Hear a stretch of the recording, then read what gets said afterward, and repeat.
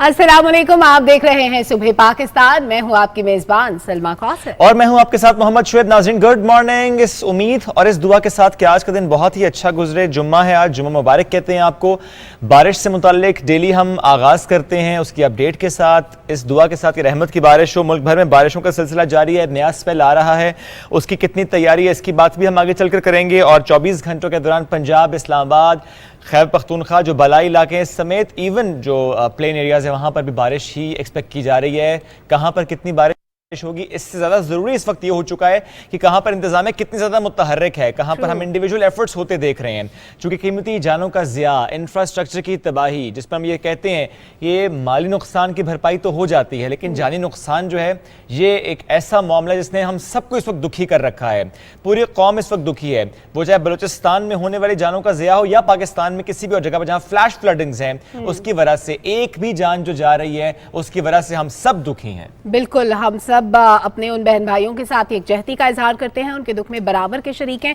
और बहुत से इलाकों में शेब हम देख रहे हैं कि लैंड स्लाइडिंग के लिए भी जो है वो हिदायत जारी की गई हैं कि आप उससे बचने के लिए एहतियाती तदाबीर इख्तियार करें और ऐसे एरियाज में ना जाएं जो पहाड़ी इलाके जहाँ पे लैंड स्लाइडिंग का खतरा होता है। तो वो इलाके जिनका हम जिक्र कर रहे थे कि बारिशों की वजह से सैलाब से मुतासर है, वो इलाके वज़ीर-ए-आज़म मोहम्मद शहबाज शरीफ ने उन तमाम इलाकों में होने वाले नुकसानात का जायजा लेने के लिए 4 अगस्त तक एक रिपोर्ट पेश करने के लिए कमेटी कायम कर दिया। और ये रिपोर्टी जो है, ये जो कमेटी है, ये तमाम जितने भी नुकसानात हैं उनका जायजा लेने के बाद उनका तखमीना लगाएगी, उन लोगों को फैसिलिटेट करने के लिए क्या हो सकता है वो करेगी। और जितने भी नुकसानात हैं इसके लिए जो जायजा लेने के लिए इजलास हुआ उसकी वज़ीर आज़म ने सदारत की है। और कमेटी की जो सिफारिशात होंगी उनके मुताबिक फिर एक प्रॉपर मुख्तसर, दरमियाना या तवील मुद्दती जिस तरह से भी एक प्लान देना होगा कि किस तरह लोगों को फैसिलिटेट करना है, उनको पैसे देने हैं, उनको जो घर जिनके खराब हो गए, मुनहदम हो गए, गिर गए, उनको काम करवा के देना। इसकी रकम पहले 50,000 थी जो जुज़वी तौर पर जो डैमेज थे घर, उस रकम को बढ़ा के 2 लाख रुपए कर दिया गया है। और इसके अलावा जो 25,000 रुपए रकम थी उसको 2.5 लाख कर दिया गया। और जो मुकम्मल तौर पर घर तबाह हो गए थे उनके ढांचे के लिए 50,000 रुपए इमदाद के तौर पर रखे गए थे, जो कि अब 5 लाख रुपए तक कर दिए गए हैं। और वज़ीर आज़म ने कहा है कि वफाकी हुकूमत बारिशों और सैलाब की जो तबाहकारियों से निपटने के लिए जो प्रोविंशियल गवर्नमेंट्स है उनके साथ मिलकर काम करेगी और तमाम रिलीफ के कामों में उनको हेल्प आउट करेगी। तो अगले 4 दिन नाजरीन बहुत अहम है इस कमेटी के मुतालिक जो सलमा ने बताया भी आपको, ज़ाहिर है तमाम जो तखमीना लगाया जाना है। और ये 4 दिन जिसमें हम ये भी देखेंगे शायद और बारिशें भी होंगी, नुकसान और ज़्यादा भी हो सकता है, लेकिन इसका तखमीना लगाना ये बड़ा अहम है। और इसमें ज़ाहिर हम ये देखेंगे कि प्रोविंशियल लेवल्स पर, डिस्ट्रिक्ट लेवल्स पर इसका प्लान मुरतब किया जाएगा।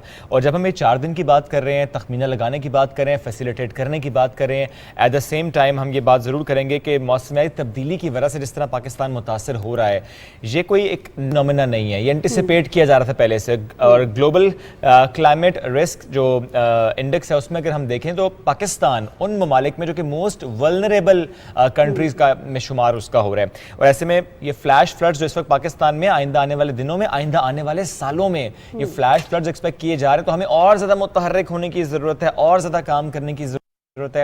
एट द सेम टाइम अगर मैं इस वक्त की बात करूं, अब हम अगस्त में दाखिल हो जाएंगे और अगस्त में एक्सट्रीम मॉनसून एक्सपेक्ट किया जा रहा है। और 16 ऐसे शहर हैं पाकिस्तान के जहां पर यह कहा जा रहा है कि वो खतरे से दो चार हैं, वहां पर ज्यादा मसाइल हो सकते हैं, वहां पर ज्यादा तबाही हो सकती है, वहां का नुकसान ज्यादा हो सकता है। तो इस वक्त सबसे ज्यादा जिम्मेदारी नेशनल डिजास्टर मैनेजमेंट अथॉरिटी और प्रोविंशियल डिजास्टर मैनेजमेंट अथॉरिटीज की आ रही है कि वो किस तरीके से प्लान बना के एग्जीक्यूट करते हैं। वो तैयार थे, चूंकि ज़ाहिर पहले से बताया गया था कि इस बार का मॉनसून ऐसा है कि जिसमें खतरा है कि तबाही ज्यादा होगी, तो दे वर प्रिपेयर्ड। लेकिन मैं फिर कहूंगा कि प्रिपरेशन ज्यादा करने की जरूरत है, स्पीड अप करने की जरूरत है। उसमें वज़ीर-ए-आज़म पाकिस्तान मियां मोहम्मद शहबाज शरीफ साहब की हिदायत कि कमेटी का क़याम, उनका विजिट करना, तखमीना लगाना, उस प्लान को मुरतब करने के बाद एग्जीक्यूट करवाना इदारों के जरिए। इसमें एक और अहम पॉइंट यह है कि कोऑर्डिनेशन, चूंकि माजी में हम ये देखते आए हैं कोऑर्डिनेशन की कमी से मसला हुआ, अल्लाह करे इस बार ऐसा कुछ ना हो, कोऑर्डिनेशन अच्छी हो ताकि जो भी प्लान बनाया जाए इफेक्टिवली हम उसको इम्प्लीमेंट होते देखें। बिल्कुल, और ये जो कोऑर्डिनेशन की जिस तरह बात करें ये भी बड़ी इंपॉर्टेंट होती है। और हम देखते हैं कि इस बार बहुत अच्छी कोऑर्डिनेशन हमें नजर आ रही है। जो मेट्रोलॉजी डिपार्टमेंट है उसकी तरफ से एक एडवाइजरी जारी होती है, फिर NDMA, PDMA, तमाम जो मुतल्लिका महकमे होते हैं, वासा या CDA, जो भी जिस शहर का जो भी महकमा होता है वो फौरी तौर पे फ़ाल हो जाता है, मुतहरिक हो जाता है और पहले से काम शुरू कर दिया जाता है। और जब मॉनसून की प्रेडिक्शंस हो रही होती हैं उसी वक्त नालों की सफाई भी शुरू हो जाती है ताकि पानी जमा ना हो, कचरा जमा ना हो और लोगों को मुश्किलात का सामना न करना पड़े। लेकिन ज़ाहिर है जब कुदरती आफात आती हैं तो वो इस किस्म की चीज होती है कि वो अचानक से होती है, आप उसको प्रेडिक्ट नहीं कर सकते। आपको ये तो पता है कि बारिश होगी, इतनी होगी, लेकिन बारिश कितनी देर में कितनी ज्यादा हो जाएगी, उसको ड्रेनेज का मौका मिलेगा नहीं मिलेगा, या वो पानी किसी घर में चला जाएगा या उसका बंद टूट जाएगा, ये चीजें प्रेडिक्ट करना थोड़ा सा मुश्किल होता है। इसमें ज़ाहिर तैयारी होती है लेकिन उसमें कहीं ना कहीं आपको कुछ चीजें सडन भी होती है। बहुत ज्यादा बारिश हो रही है, हम एक्सपेक्ट भी करें तो ऐसे में इंतजाम जितने भी हों वो नाकाफी हो जाते हैं। ऐसे में हम ये जरूर बात करेंगे कि अगर कराची को हम देखें जो इस वक्त वहाँ पर ज़्यादा बारिश हुई और इवन ज़्यादा बारिश हो भी रही है और वहाँ पर हालात बेकाबू होते चले जा रहे हैं और इसमें हुकूमत की तरफ से कहा भी गया है कि ठीक है हम ट्राई कर रहे हैं, लेकिन जब इतनी ज़्यादा बारिश हो जाती है, जब इतना ज़्यादा पानी वहाँ पर जमा होता है, फिर ज़रा से इशूज़ जो हैं वो टाइम लेते हैं सॉर्ट आउट होते होते। इसमें दो बातें हैं अहम। एक, मैं कल इस्लामाबाद की बारिश की बात करूँगा, मतलब चूँकि मैं कई साल इस्लामाबाद से बाहर रहा हूँ, जब मैं कल इस्लामाबाद की बारिश देख रहा था और सलमा जब मैं घर से निकला, ऑनेस्टली किसी स्ट्रीट से निकल नहीं पा रहा था। मैं G11 की बात करूँ, मैंने कभी इतना पानी G11 में नहीं देखा, कहां से पानी आ रहा था मुझे नहीं मालूम, मैं मरकज के पास चक्कर ही काटता रहा कि मैं कैसे यहां से निकलूं, इतना पानी था। लेकिन हाँ, ये एक अच्छी बात है कि 15-20 मिनट में पानी उसकी निकासी हो जाती है। एक और बात, जब हम मार्गला की पहाड़ियों की तरफ देखते हैं या जनरली हम देखते हैं जी मौसम अच्छा है, फौरन से दिल करता है जी पहाड़ी इलाकों में जाएं, घूमने फिरने जाएं। प्लीज प्लीज ये मैं रिक्वेस्ट कर रहा हूं आप सबसे, ये पिकनिक का माहौल नहीं है, ये छुट्टियां जरूर है बच्चों की लेकिन पिकनिक का माहौल नहीं है। प्लीज अगर कोई ये बात करे ना कि मौसम अच्छा है, सुहाना है, चलो चलते हैं घूमने फिरने के लिए, आप उसे रोकें।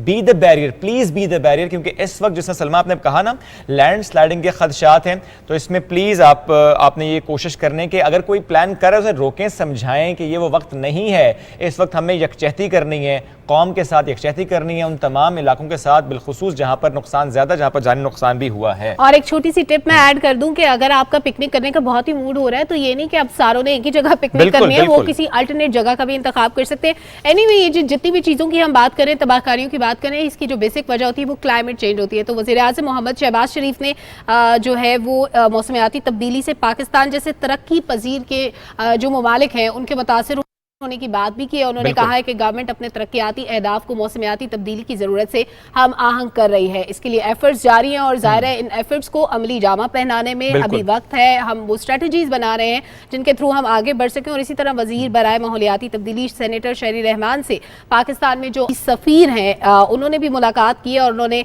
शहरी रहमान ने उनको ओहदा संभालने पर मुबारकबाद दी है। इसके अलावा मौसमियाती तब्दीली के मसाइल से निपटने के लिए जो स्ट्रेटजीज हैं, जो प्लान्स हैं, उन पे मिल के काम करने की जरूरत पर जोर दिया है और इस ख्वाहिश का भी इजहार किया। एग्जैक्टली, चूंकि उनकी तरफ से कहा गया कि क्लाइमेट चेंज की वजह से और जो शदीद गर्मी है, उनकी जो हालिया बारिशें हुई हैं, इसकी वजह से सैलाबी सूरत हाल का जो सामना पाकिस्तान को करना पड़ रहा है, तो इस पर उन्होंने कहा कि बलूचिस्तान हो या सिंध, यहाँ पर भारी नुकसान हुआ है, जानी नुकसान हुआ है, माली नुकसान हुआ है। और उन्होंने कहा कि अगले महीने यानी अगस्त में एक और हम हैवी स्पेल देख रहे हैं। तो ये डिस्कशंस उनकी हुई हैं डोनाल्ड ब्लूम साहब से, जो कि पाकिस्तान में तैनात अमरीकी सफ़ीर हैं। और वफाकी वज़ीर ने कहा कि पाक America climate and environment group को COP27 से पहले फाल करना होगा ताकि जो कसीरुल जहती अमूर है इसको अमली जामा पहनाया जा सके। तो आप गवर्नमेंट लेवल पर देखें किस तरीके से इसको बेहतर करने के लिए जो इकदाम किए जा रहे हैं, इस पर प्लानिंग भी है, देन एग्जीक्यूशन भी है। चलिए, ये तो हमने बात की है ओवरऑल जो इस वक्त मानसून की सिचुएशन है, हो रहा है बारिशों की वजह से, और जो आगे आने वाले दिनों में, महीनों में हम एक्सपेक्ट करें। लेकिन एक और मामला है जिसका हम जिक्र भी करते हैं, चूंकि हम ये सोच रहे थे कि इस साल हम डायमंड जुबली को बड़े शान तरीके से मनाएंगे और हमारी कोशिश भी यही है, ख्वाहिश भी है कि हालात बेहतर हों, हम मनाएं भी, हम सेलिब्रेट करें भी, उसके लिए हम तैयारी कर रहे हैं। चूंकि शाद रहे पाकिस्तान, इस थीम के तहत हम डायमंड जुबली सेलिब्रेट करने के पूरे प्लान के साथ तैयार हैं। और कल का अगर मैं जिक्र करूं तो कल बल्कि ये प्लान भी था डी चौक में कि कॉन्सर्ट किया जाएगा, मिल नगमों का मुकाबला किया जाएगा, मुल्क के नाम पर गुलकार आएंगे और इस्लामाबाद के शहरियों को मदऊ किया जा रहा था। लेकिन जो बलोचिस्तान की हालत थी, जो वहाँ के नुकसान की रिपोर्ट है, फिर जो कल तेज़ बारिश उसके बाद ये फैसला गवर्नमेंट ने लिया कि नहीं, ये वो वक्त नहीं है कि हम सेलिब्रेट करें, ये वक्त है कि हम यकजहती का मुजाहरा करें। इसलिए उसको कैंसिल किया गया है, पोस्टपोन किया गया है, और जो तमाम एनर्जीज हैं वो लगाई जा रही हैं इस वक्त जो जारी सूरत हाल है उसको कंट्रोल करने के लिए। बिल्कुल, और इस सूरत हाल को कंट्रोल करने के लिए ना सिर्फ सूबाई हुकूमतें मुतहरिक है, बल्कि सबसे अच्छी बात ये, जैसे हम बार बार कोऑर्डिनेशन का जिक्र कर रहे हैं, तो वफाक हर सतह पे, हर लेवल पे सूबों की मदद करने को तैयार भी है, उनको हेल्प ऑफर भी की है और खुद हेल्प की भी जा रही है वफाक की तरफ से। ये बहुत अच्छी बात है, क्योंकि सूबों के साथ वफाक का जो ताल्लुक होता है वो बड़े भाई जैसा होता है। तो वो तमाम जगह जहाँ पे मुश्किलात हैं, जहाँ पे हमारे बहन भाई इस वक्त बेघर हो चुके हैं, जिनके सर पे छत नहीं रही, जिनके पास खाने को खाना नहीं है, उनको शेल्टर्स चाहिए, खाना, अद्वियात, बहुत सी चीज़ों की ज़रूरत है, तो सूबाई गवर्नमेंट्स के साथ साथ वफाक भी मिलकर साथ काम करे, बहुत अच्छी बात है। लेकिन वहाँ पे हम देख रहे हैं शुएब, जो भी मुतासरा इलाके वहाँ पे वबाएं भी फूट रही हैं, और एक और चैलेंज जिसका हमें सामना है वो है कोरोना, क्योंकि कोरोना की वजह से मुश्किलात मजीद बढ़ जाती है। अब ऐसे पे एहतियात करना भी मुमकिन नहीं रहता, और ऐसी जगह पे जो एहतियाती तदाबीर हैं उनकी इम्प्लीमेंटेशन भी मुश्किल हो जाती है। अगर उन लोगों के पास अवेयरनेस हो भी, तो जिनके पास घर नहीं है, शेल्टर नहीं है, कोई कपड़े जूते नहीं है, वो किस तरह से एहतियात करेंगे? तो ये थोड़ा सा मुश्किल काम होता है। ऐसी जगहों पे खुदा न खास्ता अगर किसी को कोविड हो भी जाता है तो उनके लिए क्वारंटीन में रहना भी पॉसिबल नहीं होता। तो इसके लिए इकदाम भी किए जा रहे हैं, लेकिन हम देख रहे हैं कि कोविड के जो केसेस हैं वो अप एंड डाउन, उनमें डेली 1% का आता है, कभी वो 1% ज़्यादा होते हैं, कभी 1% कम होते हैं। तो इस वक्त तकरीबन 761 नए केसेस सामने आए, जो कि कल कम थे, आज तकरीबन उससे डबल हैं। और आज 3.65 जो है इसकी पॉजिटिव रेशो बताई जा रही है, क्योंकि 20,843 जो है वो टेस्ट किए गए थे। और ये तो हम जब कोविड की बात करें तो इसमें हम ज़रूर बात करेंगे क़यादत की भी, जिसमें हम देखते हैं कि एहतियात बहुत ज़्यादा की जाती है, बट स्टिल अगर उन्हें कोविड हो रहा है तो इसका मतलब है कि ये एहतियात के बावजूद हो सकता है। मैं बात कर रहा हूँ साबिक सदर आसिफ अली जरदारी साहब का। वज़ीर ख़ारजा बिलाल भुट्टो जरदारी साहब ने कल ट्वीट की थी और उन्होंने तस्दीक की कि आसिफ अली जरदारी साहब इज़ कोविड पॉजिटिव, और माइल्ड सिम्टम्स हैं, ये उनकी तरफ से शेयर किया गया, और उनका कि he is in quarantine, in isolation में है, ट्रीटमेंट उनकी हो रही है, और कहा कि जब वो दुबई पहुंचे, कोविड टेस्ट हुआ तो वो पॉजिटिव आया, और अब वो आइसोलेशन में हैं, लेकिन जैसे ही सेहतयाब होंगे तो वो पाकिस्तान वापस आएंगे। हमारी सबकी दुआएं उनके साथ हैं। वज़ीर-ए-आज़म पाकिस्तान मियां मोहम्मद शहबाज शरीफ साहब ने भी उनके लिए नेक ख्वाहिशात का इजहार किया है, ट्वीट किया है और कहा है कि वो उनकी जल्दी के लिए दुआ गो हैं। बिल्कुल, उन्होंने भी दुआ की है कि साबिक सदर आसिफ जरदारी जो है उनकी सेहत जल्द अच्छी हो जाए, और उनके लिए नई ख्वाहिशात का इजहार किए। कुछ दीगर स्टोरीज भी हमारे पास। दीगर पर जाने से पहले मैं तो ओवरऑल हम दुनिया भर के कोविड स्टैट्स भी अगर शेयर कर लें तो वो चूंकि इसलिए बताना जरूरी है कि पाकिस्तान में भले Salma 3.65 is the positivity ratio, लेकिन दुनिया भर में इस वक्त कोविड किस तरह तबाही मचा रही है, बात मैं इसलिए कर रहा हूँ क्योंकि आपको भी याद है कि जब कोविड स्टार्ट हुआ था, इटली हो, अमेरिका हो, ईरान हो, इंडिया हो, यानी ये वो मुल्क हैं जहां पर कोविड बहुत तेजी के साथ फैला था, और हमने उन मुल्कों से पे कुछ सीखा था कि वहां जिस तरह तेजी से फैल रहा है तो आपको पहले से तैयारी पकड़नी, बिकॉज अगर एक मुल्क में तेजी से फैल रहा है, खत्ते में तेजी से फैल रहा है, तो पाकिस्तान में तेजी से फैल सकता है। और हमने कोविड की जो डिफरेंट वेव्स हैं उसमें ये देखा, तो पहले से तैयार होने के लिए दूसरे मुल्कों में सिचुएशन क्या है इस वक्त, नए वेरिएंट्स की, कोविड की पॉजिटिविटी की, ये जानना बहुत ज्यादा जरूरी है। तो मजीद 10,03,000 से जायद केसेस रिपोर्ट हुए लास्ट 24 आवर्स में। 10 लाख ये बहुत बड़ी फिगर है, और 2,324 अफराद ऐसे हैं जो कोविड से जिनका इंतकाल हुआ, नहीं कोविड अभी भी जानलेवा है, जाने जा रही हैं, तो प्लीज़ इसको बहुत सीरियस लेने की ज़रूरत है।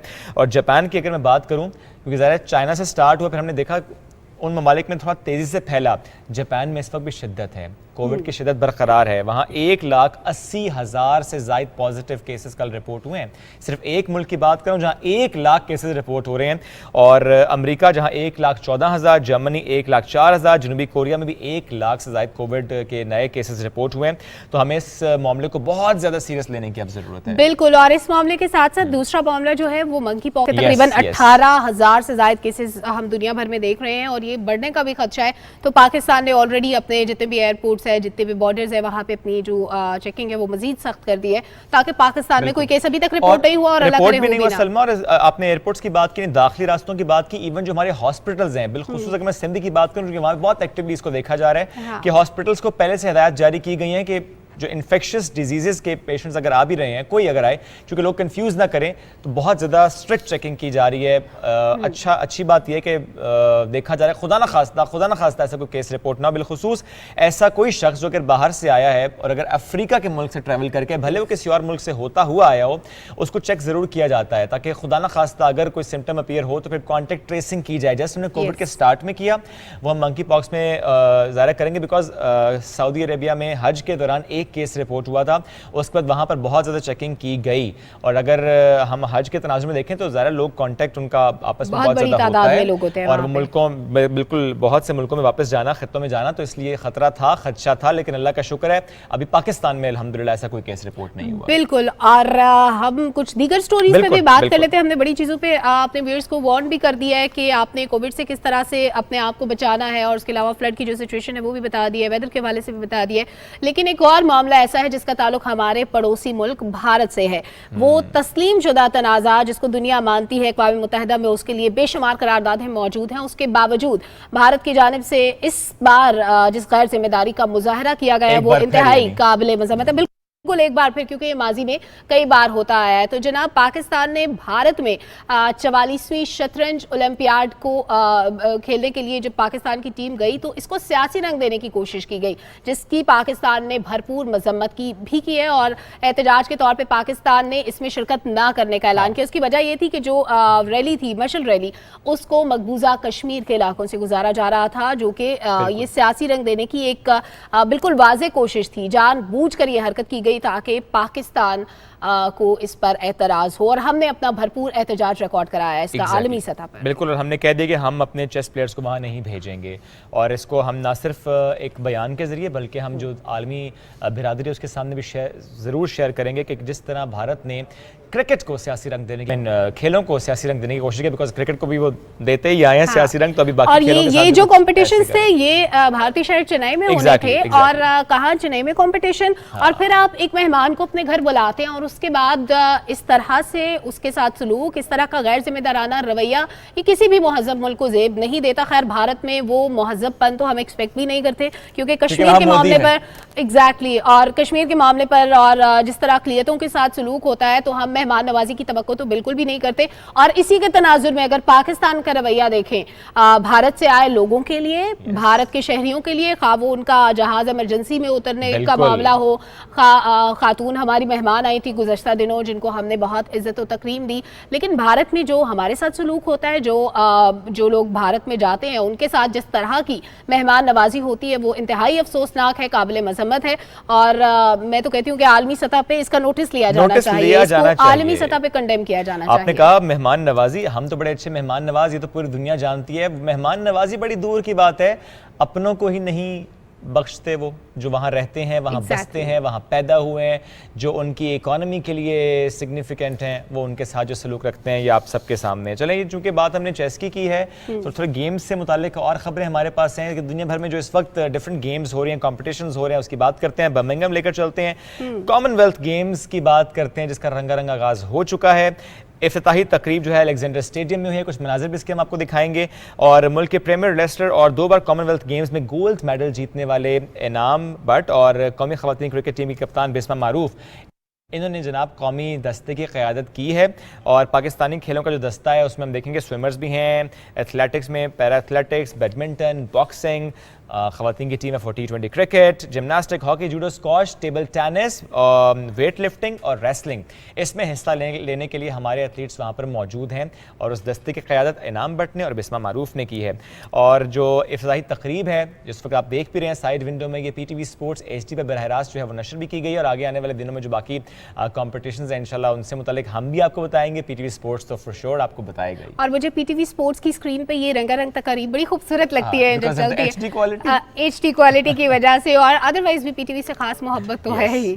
तो जनाब, सिर्फ ये नहीं, और भी बहुत से फोरम्स ऐसे हैं जहाँ पे पाकिस्तान का झंडा जब लहराता है तो हमारा सर फख्र से बुलंद हो जाता है। तो पाकिस्तान के वसीम खत्री अमेरिका में खेली गई स्क्रैबल प्लेयर्स चैंपियनशिप में दूसरे नंबर पर आ गए हैं। कल हमने उनके खेल से मुतालिक खबर शेयर की थी, तो आज जब उन्होंने पोजीशन ली तो आज हम उनकी ये जो न्यूज़ थी ये कैसे शेयर न करते बेस्ट ऑफ 5 फाइनल में इंग्लैंड के ऑस्टिन चिन ने 3-1 से कामयाबी हासिल की और टाइटल अपने नाम किया और दुनिया भर से तकरीबन 400 स्क्रेबल प्लेयर्स ने हिस्सा लिया था, लेकिन वसीम खत्री ने भी दूसरी पोजीशन हासिल की है, जो कि पाकिस्तान के लिए एजाज की बात है। दूसरी पोजीशन लेना भी बहुत बड़ी बात है। इवन आप फाइनल में जाते हैं 400 लोगों में आपकी सिलेक्शन, तो अप्रिसिएशन जरूर होनी चाहिए। और पहले मरहले में उन्होंने 28 में से 19 गेम जीत के फाइनल में रसाई हासिल की थी और अभी वो दूसरे नंबर पर आए हैं। बहुत मुबारक वसीम आपको। इंशाल्लाह आप पहले नंबर पे भी आएंगे आने वाले दिनों में। वो बड़े कंटिन्यूसली स्ट्रगल करते चले जा रहे हैं और each time he is performing much better than before. बढ़ते हैं आगे, चांद की बात करते हैं और चांद पर जाने वालों की बात करते हैं। अब जो जाएंगे मैं उनकी बात नहीं कर रहा, जो गए थे 1969 में मैं उनकी बात कर रहा हूँ, उस टीम की बात कर रहा हूँ। नील आर्मस्ट्रॉन्ग के साथ बज एल्ड्रिन भी गए थे और बज एल्ड्रिन का मुझे एक इंटरव्यू भी याद आया सलमा, जिससे आपने तो नहीं लिया था वो इंटरव्यू? मैंने बिल्कुल नहीं लिया था। मैं नाज़िल कार थी, आप कितने पुराने हैं, इनका क्या पता आपने? देखिए पुराना तो मैं हूँ, मैं उस पर अब मैं डिनाई तो नहीं कर सकता जितना मैं पुराना हूँ। वैसे पुराना चावल ज्यादा अच्छा होता है। लेकिन हम बात करें बज एल्ड्रिन की और उनकी जैकेट की, बिकॉज वो जैकेट की नीलामी हुई। आप सोचे सलमा, आप और मैं गए होते, हमारी जैकेट्स होती है, हम नीलामी आज कोई 28 रुपए में नहीं लेनी थी किसी ने। क्या मतलब है लेनी थी? हम अमीर होते नहीं, अगर मतलब हम तो वो वाले थोड़े हो सकते हैं जो उस जमाने में गए थे। अब तो बड़ी दुनिया चांद पे पहुंच गई ना। अभी मैं और शेब होके आएंगे, अगर हमारी जैकेट कौन लेगा? हम जैकेट पहन के नहीं जाएंगे फिर। नहीं बेचती तो हम पहन के ही नहीं जाएंगे, लेकिन हम इंशाल्लाह चांद पर जाएंगे जरूर। ये ख्वाहिश हम सबकी होती है, क्योंकि अब तो हम देखते हैं ना कि चांद पे आप प्लॉट बुक करा सकते हैं। पाकिस्तान तो एक्चुअल प्लॉट वहाँ बुक कराया भी हुआ है, तो आने वाले दिनों में हो सकता है कि मैं और सलमा इतने अमीर हो जाएंगे, हमें प्लॉट बुक कराए, वहाँ पर हमारा वहाँ विला बन रहा है ना। और अगला प्रोग्राम हमारा वहाँ से होने वाला है, चांद से बराह रास्त पीटीवी न्यूज़। ख्वाहिश करने में क्या हर्ज है? कोई हर्ज नहीं है, अल्लाह ताला ख्वाहिशात पूरी करता है। बेशक वो हर चीज पे कादिर है, लेकिन ये जिनकी हम बात कर रहे हैं, जिनकी जैकेट का हमने जिक्र तो किया है, लेकिन ये नहीं बताया कि वो कितने पैसों में नीलाम हुई है। जनाब, उस पुरानी जैकेट के बहुत पैसे लगे हैं। 28 लाख डॉलर्स में ये जैकेट जो है एल्ड्रिन की, ये नीलाम हुई है और अपोलो 2 मिशन के दौरान उन्होंने पहनी थी। बंदा पूछे जिस भाई ने ये जैकेट खरीदी है, भाई तूने करना क्या है इस जैकेट का? उन्होंने वैसे खरीदी कितने की होगी, मैं उस वक्त से ये अंदाजा लगा रही थी। बड़ा प्रॉफिट, मतलब अच्छा मार्जिन रखा है उन्होंने। क्या तो $28 की, उससे भी कम होगी वैसे, बट स्टिल चलें ठीक है, वो आप किसी म्यूजियम में तो रखें। अगर खैर किसी शख्स ने खरीदी है तो क्या कर सकते हैं, जिसकी मोहब्बत है, ठीक है। अच्छा, आगे वापस आपको पाकिस्तान लेकर आते हैं और अब ज़रा हम बात करते हैं टैक्सेस से मुताल्लिक। और ये ऐसी खबर है जो कि छोटे ताजरों के लिए, दुकानदारों के लिए बहुत अच्छी खबर है, जिससे मुताल्लिक हमने देखा कि माजी में उन्होंने बड़े एहतजाज भी किए, उनकी डिमांड्स थी कि ये इम्प्लीमेंट हो, फिक्स्ड टैक्स इम्प्लीमेंट करवाने की वो बात करते थे। तो आसान फिक्स्ड टैक्स स्कीम का इजरा FBR की तरफ से कर दिया गया है और छोटे ताजरों के लिए है ये फिक्स्ड टैक्स स्कीम। और इससे मुतालिक आपको डिटेल्स शेयर करें तो जो इनकम टैक्स की अदायगी है वो माहाना बिजली के बिल्स के साथ होगी। फिक्स्ड टैक्स स्कीम से फायदा उठाने वाले छोटे ताजरान से जो FBR है वो किसी और मद में सेल्स टैक्स या इनकम टैक्स वसूल नहीं करेगा। तो ये बड़ी अच्छी बात कि मुकर्ररा फिक्स्ड टैक्स की जो माहाना अदायगी है ये जो करेगा वो छोटे ताजरान ऑडिट के लिए मुस्तस्ना होंगे, उनको इस्तिस्ना हासिल होगी, ऑडिट नहीं होगा उनका। वकला, डॉक्टर्स, ब्यूटी पार्लर्स और ऐसे तमाम सर्विस प्रोवाइडर्स अपने मुतल्लिका कमिश्नर से ये जो इस्तिस्ना का सर्टिफिकेट है ये एक दफ़ा हासिल कर लेंगे, बस फिर फिक्स टैक्स आपने देना है, आपसे कोई पूछगछ नहीं होनी, कोई ऑडिट नहीं होना, चिल सीन होगा। आप जितना मर्जी कमाएं, जितना ज़्यादा काम करें, जितना उस कारोबार को वसअत दें, नहीं बहुत ज़्यादा ना दे देना, फिर छोटे ताजर। लेकिन आपने ये जो कैटेगरीज बताई है ना, डॉक्टर्स, ब्यूटी पार्लर्स, वकला, ये बड़े पैसे लेते हैं लोगों से, इनका फिक्स टैक्स होगा, इनको बहुत प्रॉफिट होने वाला है, क्योंकि एक डॉक्टर डेली अगर 3,000-5,000 भी अगर स्पेशलिस्ट डॉक्टर फीस लेता है तो बहुत ज्यादा पैसे बनते हैं। और ये मैं वैसे गवर्नमेंट को भी बता रही हूँ ऐसे बातों बातों में ना, व्यूअर्स के साथ साथ, कि भाई इनके पास बहुत पैसे हैं, सारा पता है। नहीं, थोड़ा सा मैंने कहा थोड़ा सा मैं पिंच करूँ ना कि भाई इनको अच्छा, जरा ये इसलिए भी जरूरी है।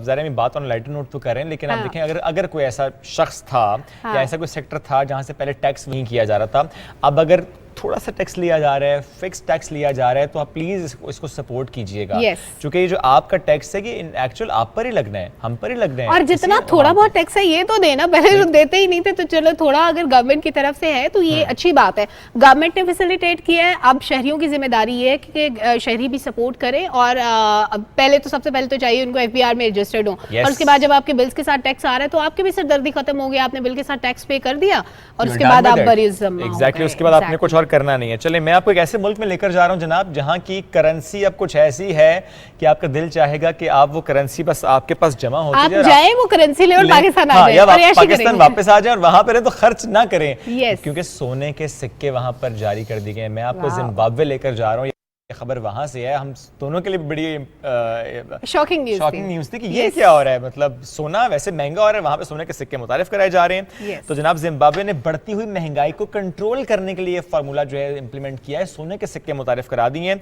मरकजी बैंक जो है जिम्बाब्वे का, उनके हुकाम का कहना है कि मार्केट और दुकानों में सिक्के के इस्तेमाल को मुमकिन बनाया जाएगा।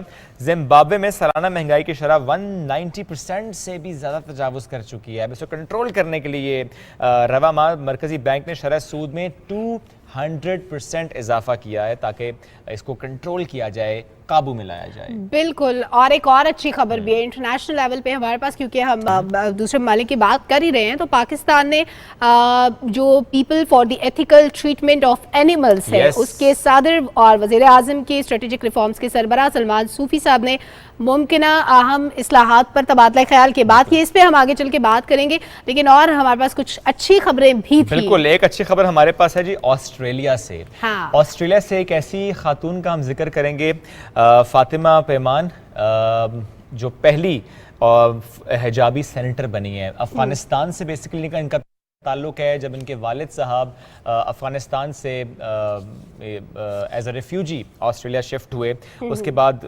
ज़रा पढ़ रही थी, 2003 की ये बात है, उस वक्त पढ़ती थी।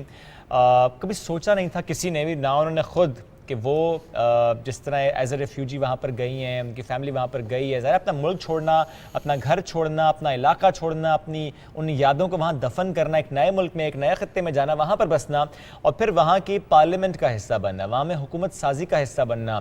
तो पहली हिजाबी सेनेटर होने का एजाज़ फातिमा पेमान को हासिल हुआ है और बड़ा खुशी का इजहार भी उनकी तरफ से किया गया है। और उन्होंने कहा है कि कुछ कंसर्न ज़रूर थे जो आसपास के लोग होते हैं ना, कि अच्छा जी हिजाब, ज़रा कुछ चीज़ें अटैच होती हैं हिजाब के साथ। उन्होंने कहा इट वाज माय चॉइस, मुझे किसी ने फोर्स नहीं किया था, ना फैमिली ने, ना मेरे किसी ट्रेडिशन ने, ये मेरी अपनी चॉइस थी, मेरी अपनी चॉइस है कि मैं हिजाब के साथ अपनी ज़िंदगी को कंटिन्यू कर रही हूँ। बिल्कुल। और ख़वातीन की जब हम बात कर रहे हैं, बाहिजाब ख़वातीन जो है वो कितनी खूबसूरत लगती हैं, लेकिन हम उनकी एबिलिटीज़ को समटाइम्स अंडर एस्टिमेट कर देते हैं। ख़वातीन बहुत कुछ कर सकती हैं, ज़िंदगी के हर शोबे में आगे बढ़ने की सलाहियत रखती हैं। और जब हम पाकिस्तान की बात करते हैं स्पेसिफिकली, तो पाकिस्तान बनने तक, क़याम पाकिस्तान की जो तहरीक थी तब से लेके पाकिस्तान के क़याम में आने तक, वजूद में आने तक, जो ख़वातीन का रोल था वो बड़ा इंपॉर्टेंट था। ख़वातीन ने मर्दों के शाना बशाना इस तहरीक को आगे बढ़ाया।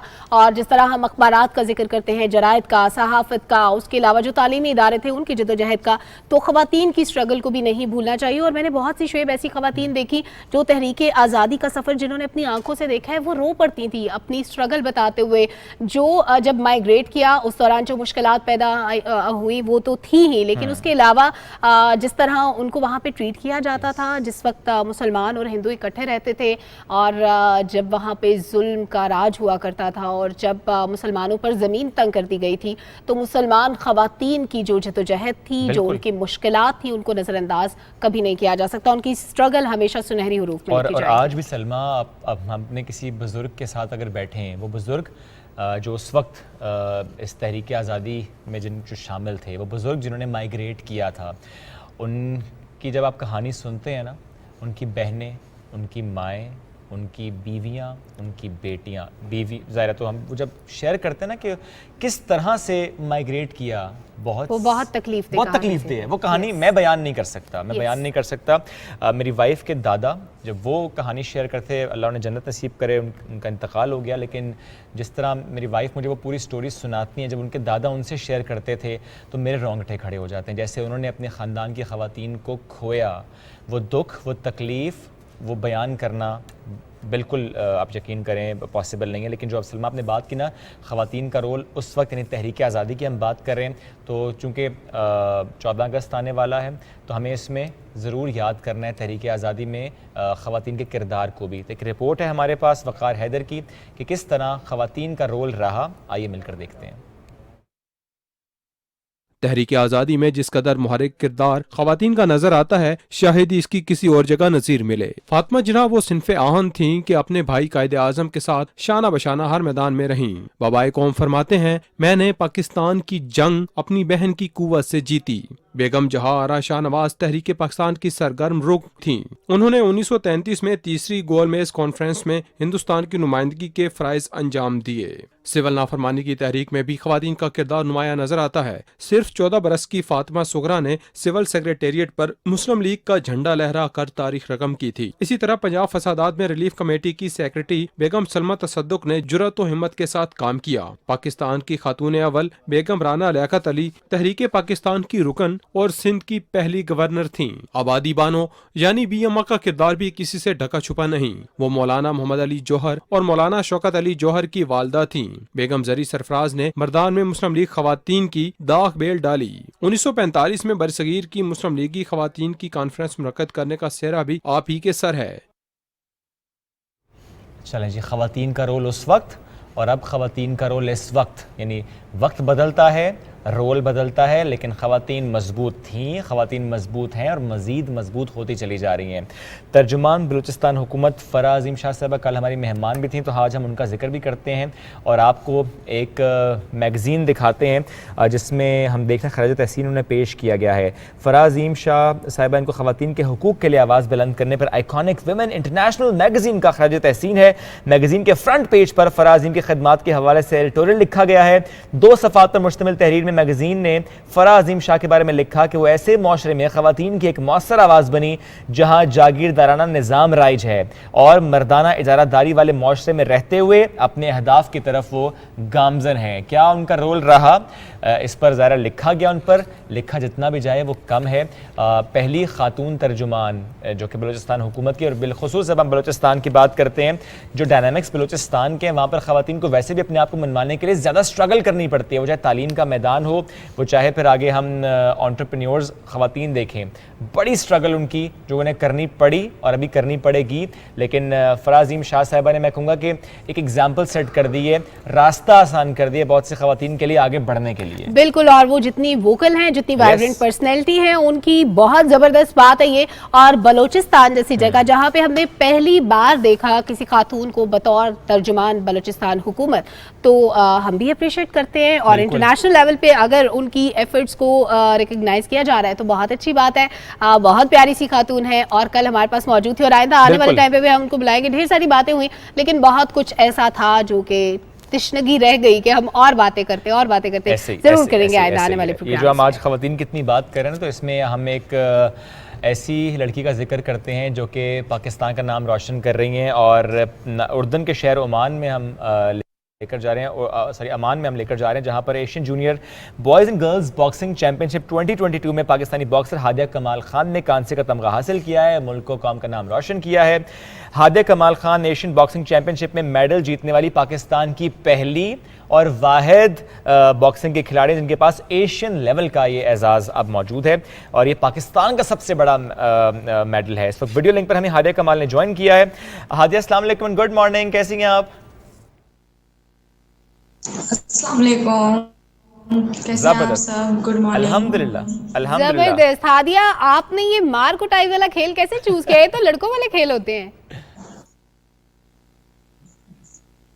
लड़के और लड़के वाला कोई ये बात नहीं होती कि मतलब ये लड़कियों वाला गेम है या लड़कों वाला गेम है, बस फैमिली सारी ये कर रही थी।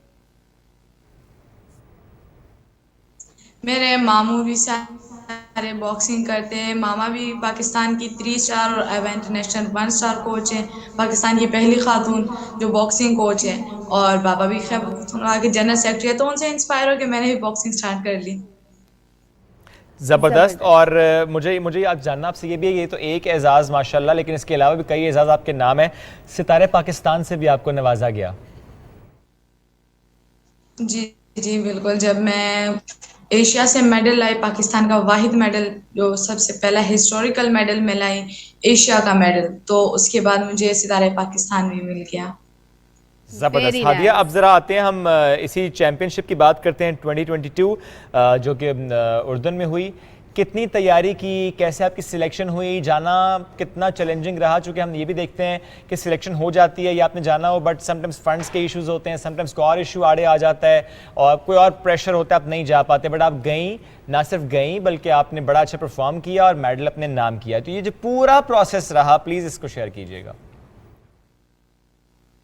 सबसे पहले तो मैं पाकिस्तान एयरफोर्स का थैंक्स करना चाहूँगी और अपने कमांडर शुएब साहब का बहुत बहुत थैंक्स करना चाहूँगी, क्योंकि अगर वो एफर्ट ना करते तो उसके बगैर उनके एफर्ट्स के बगैर ये पॉसिबल ना होता। कि उन्होंने भी बहुत हेल्प किया, पाकिस्तान स्पोर्ट्स बोर्ड का और KB स्पोर्ट्स डायरेक्टरेट का भी बहुत बहुत शुक्रिया अदा करना चाहती हूँ, क्योंकि उन्होंने मुझे स्पॉन्सर किया। और रही ट्रेनिंग की बात, तो ट्रेनिंग बहुत की थी, लेकिन रेगुलर कैंप्स नहीं होते इधर, क्योंकि पाकिस्तान में अभी भी ऐसे लोग हैं जो कि कहते हैं कि नहीं, औरतों को सिर्फ घर की चार दीवारी के अंदर रहना चाहिए, उन्हें बाहर नहीं निकलना चाहिए। ये गलत बात है, औरतों को भी आगे आना चाहिए और पाकिस्तान का नाम रोशन करना चाहिए। बिल्कुल हादिया, इस सोच को बदलना होगा और इस सोच को बदल कर ही हम आगे बढ़ सकते हैं। बहुत खूबसूरत बात की आपने कि औरत सिर्फ चार दीवारी के अंदर रहने के लिए नहीं है, बहुत कुछ कर सकती है। जो एबिलिटीज़ है उनको पॉलिश भी होना चाहिए, घर वालों को सपोर्ट भी करना चाहिए, और हर औरत में ये एबिलिटी है कि वो अपनी जो एबिलिटीज़ हैं उनको मनवा सके, पूरी दुनिया में नाम रोशन कर सके मुल्क का, जिस तरह आपने किया। अभी जो आपने एजाज़ हासिल किया, इसके लिए आपकी मेहनत कितनी थी, स्ट्रगल कितनी थी, आपने कितनी प्रैक्टिस की इसके लिए? इसके लिए मैंने बहुत सारी प्रैक्टिस की, स्ट्रगल भी बहुत की, क्योंकि मतलब कि पाकिस्तान में नेशनल चैंप बनना इतना मतलब चैलेंजिंग है, लेकिन इतना भी नहीं है। लेकिन फिर साउथ एशियन में चैंप बनना भी मतलब इतना चैलेंजिंग नहीं है जितना कि एशिया में चैंप बनना होता है। और स्ट्रगल बहुत की है, ट्रेनिंग भी बहुत की है। मैं अपने ट्रेनर्स का थैंक्स करना चाहूँगी, जो उन्होंने इतनी मुझे ट्रेनिंग करवाई, इतनी हार्ड ट्रेनिंग करवाई, इतना मुझे टाइम दिया अच्छा, उन्होंने। आप जब ट्रेनिंग कर रही थी हादिया, आपके साथ और फीमेल्स भी थी, और जो आपके इंस्ट्रक्टर्स हैं क्या उनमें भी फीमेल्स मौजूद हैं? मेरे इंस्ट्रक्टर्स जो हैं वो मेरे टीम के कैप्टन हैं और मेरी मामा और मेरे बाबा, इन तीनों ने मुझे ट्रेनिंग कराई है। और बाकी फीमेल्स भी आपकी सहेलियां वगैरह हैं जो बॉक्सिंग कर रही हैं? जी जी, बहुत सारी फीमेल्स है, लेकिन मैंने जितनी भी ये ट्रेनिंग की है और मेडल जो मैं लाई हूँ, ये सारी ट्रेनिंग मैंने अपने घर पे की है। वेरी नाइस, यानी सिर्फ इम्प्रेसिव। वालिद और वालिदा ने ट्रेनिंग करवाई है? जी जी, मेरी वालदा ने ट्रेनिंग करवाई है, क्योंकि तो वो वैसे मेरी आपस में कोच। तो बॉक्सिंग नहीं करते आपके अम्मी अब्बू दोनों? नहीं नहीं, वो आपस में बॉक्सिंग नहीं करते। फाइट नहीं नहीं, तो होती। वैसे वैसे आपकी आपकी जो वालिदा हैं वो भी बॉक्सर हैं? जी जी, वो भी बॉक्सर है, वो नेशनल गेम्स की गोल्ड मेडलिस्ट है। अच्छा, माशाल्लाह। ज़ाहिर है जब जबरदस्त, पेरेंट्स स्टार फैमिली है भाई। स्टार फैमिली भी है प्लस एथलीट्स है, आई मीन वो खुद अगर बॉक्सिंग की तरफ इतने ज़्यादा टिल्ट है उनका, इतना अच्छा उनका हम देख रहे हैं कि परफॉर्मेंस बहुत अच्छी, बहुत लेवल्स पे वो खेल चुके। तो बेटी को भी उन्होंने फिर अच्छी ट्रेनिंग घर में ही कराई है। यानी आप ये देखिए, कहीं जाना ही नहीं पड़ा हादिया को, कहीं और ट्रेनिंग ही नहीं करनी पड़ी, घर में ट्रेनिंग थी। ये ट्रेनिंग जब वालिदैन ने कराई तो आपको लगा कि नहीं, चूँकि वालिदैन करवा रहे हैं थोड़ा होला हाथ रखा हुआ है, सख्ती कम है? चूँकि अगर हम देखेंगे कि ट्रेनर बहुत सख्त होता है, वो कहते हैं डाइट प्लान ये होना चाहिए, अच्छा वेट आपने इतना मेंटेन रखना है, इसी टाइम पे आपने ट्रेनिंग करनी है। वालिदैन बिलखुसूस अगर वालिदा की बात करूँ या फॉर दैट मैटर वालिदा भी, तो वो ज़रा कहते हैं नहीं नहीं ठीक है ना बेटी है, चलो अब थक गई है, रेस्ट कर लो, नहीं ये भी खा लो। और ट्रेनिंग में वो जो पंच होते हैं वो उसमें भी बड़ा ध्यान रखते होंगे ना अम्मी अब्बू, कि हमारी बेटी को ज्यादा लग ना जाए? नहीं, वो ऐसा नहीं करती, क्योंकि अगर वो ऐसा करे तो फिर मैं आगे बॉक्सर नहीं बन पाऊंगी। वो मुझे जब मेरा ट्रेनिंग टाइम होता है, वो मुझे as a coach, as a player treat करते हैं। और वो बिल्कुल ऐसे होते हैं जैसे स्ट्रिक्ट कोच नहीं होते, बिल्कुल स्ट्रिक्ट कोच होते हैं। उनमें वो पेरेंट्स वाली फीलिंग फिर नहीं आती। अच्छा, और जो वेट मेंटेन रखना होता है हादिया, उसके लिए आप खुद क्या करती हैं? उसके लिए वेट मेंटेन करने के लिए अभी लास्ट टाइम जो मैं जॉर्डन जा रही थी, तो उसके लिए मैंने करीबन कोई 22 kg लूज किया था। कितना तो रिड्यूस किया था? 22? उसको लूज करना तो बहुत मुश्किल था, लेकिन सारा मेरे ट्रेनर जो थे उन्होंने करवाया। पाउंड्स थे। हादिया कितना वेट रिड्यूस किया था? 22 kgs। 22 kgs? जी जी 22 कि केजीज, क्योंकि मैं ये एक ऐसी कहानी जिस पर हम जरूर चाहेंगे जी, आप हमें बताएं। और आपने इस प्रोग्राम के बाद मेरे साथ अपना डाइट प्लान भी शेयर करना है। अभी अभी 22 अभी शेयर केजी। करें। 22 किलो वजन कितने दिनों में गिराया, कैसे गिराया? 22 किलो वजन मैंने 1 मंथ में। एक महीने में 22 किलो? जी, महीने में। और ये कैसे कैसे हुआ? इसके लिए आपने क्या किया? इसके लिए मेरे जो ट्रेनर थे महमूदुल हसन, उन्होंने ट्रेनिंग करवाई, तो उससे कम हो गया। डाइट, स्ट्रिक्ट डाइट बहुत रखी थी। जबरदस्त ट्रेनर्स हैं भाई आपके। नहीं, यानी सिर्फ ट्रेनिंग से, सिर्फ एक्सरसाइज से आपने 22 किलो वजन कम किया? यानी या ये जिप लगा ली थी मुंह पे, कुछ नहीं खाना? जी जी, एक्सरसाइज से भी कम किया, डाइट से भी। दिन में मतलब 2 टाइम ट्रेनिंग होती थी, 5 घंटे की सुबह, 5 घंटे के शाम को 2 सेशन होते थे। और उसमें पैराशूट्स, और गर्मी होती थी तो हीटर्स भी चलाने पड़ते थे ताकि रूम का टेम्परेचर और ज्यादा बढ़े। तो इस वजह से बहुत मुश्किल से वेट आया है। अच्छा, इस वेट को मेंटेन रखना कितना ज़रूरी है हादिया?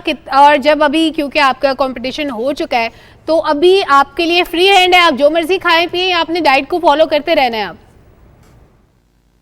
नहीं, डाइट को फॉलो करते रहने, क्योंकि अगर हम डाइट को फॉलो ना करें तो मसल्स वीक हो जाते हैं, मसल्स में फैट आ जाते हैं। तो फिर जब हम इमरजेंसी में वेट लूज करते हैं, ऐसे कोई उसके लिए वेट लूज करते हैं, फिर हमारे मसल्स में पावर नहीं रहती, मसल्स कमजोर हो जाते हैं ना, क्योंकि चर्बी हट जाती है मसल से, फिर वाटर भी निकल जाता है सारा, तो मसल्स वीक हो जाते हैं बहुत ज्यादा। इस तरह हम डाइट पे होते हैं तो वेट भी मेंटेन होता है, और मसल्स भी, मसल में जितनी पावर होती है वो बढ़ती है, कम नहीं होती।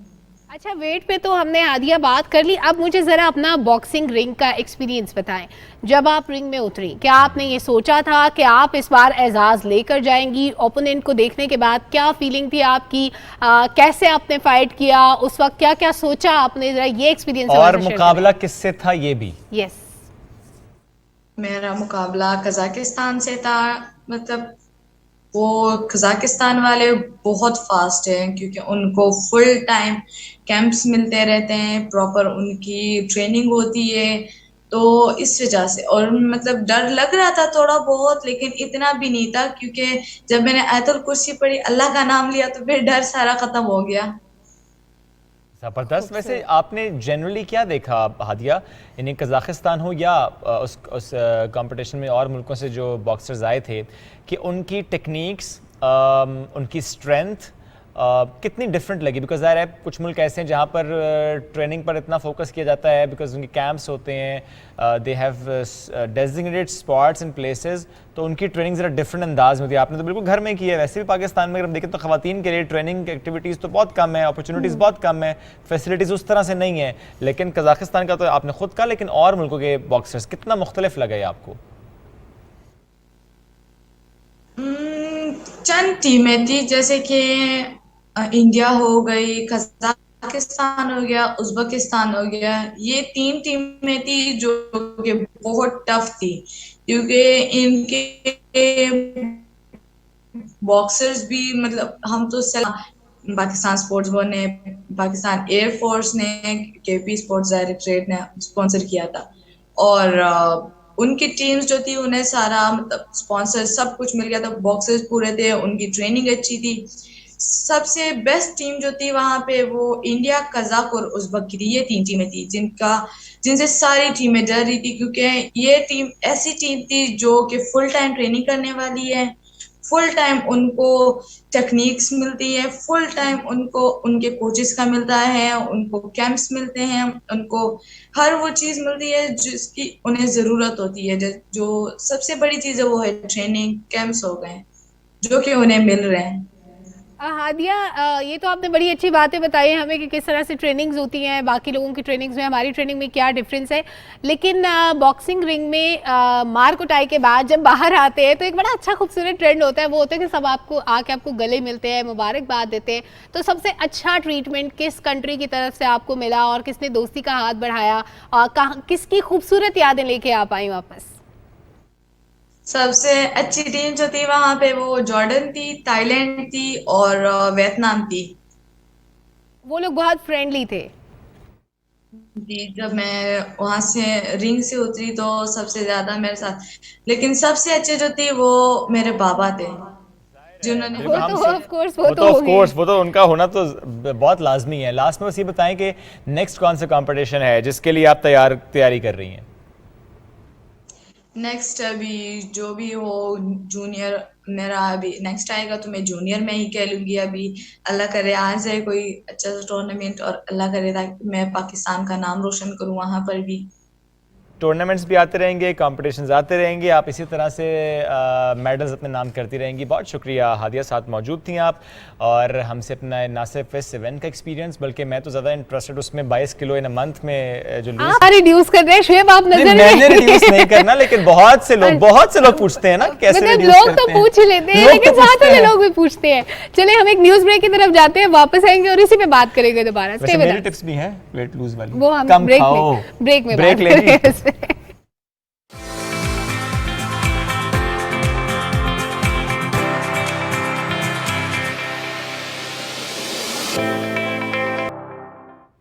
Welcome back viewers. ब्रेक से पहले हमने बहुत सी अच्छी अच्छी बातें की, बहुत से मौज़ूआत पे डिस्कशन हुई, न्यूज़ भी हमने आपके साथ शेयर की, लेकिन वो चीज़ जिसको हम अपनी रोज़मर्रा ज़िंदगी में देखते तो बहुत हैं, लेकिन उसके नकाइस निकालते रहते हैं, उसको ठीक करने के लिए हम बात नहीं करते। वो है हमारी फिल्म इंडस्ट्री, फिल्म प्रोडक्शन, उसके मसाइल कि कहाँ पे हम लैग करते हैं। हम कहते हैं जी पाकिस्तान में फिल्में उस तरह की बन नहीं रही जैसे पहले बनती थी। भाई क्यों नहीं बन रही, इस पर डिबेट करने की ज़रूरत है कि कमी कहाँ पे है, इसमें हम कहाँ लैग कर रहे हैं। हमें ज़्यादा प्रैक्टिसेस की ज़रूरत है, हमें ज़्यादा प्रोफेशनल्स चाहिए।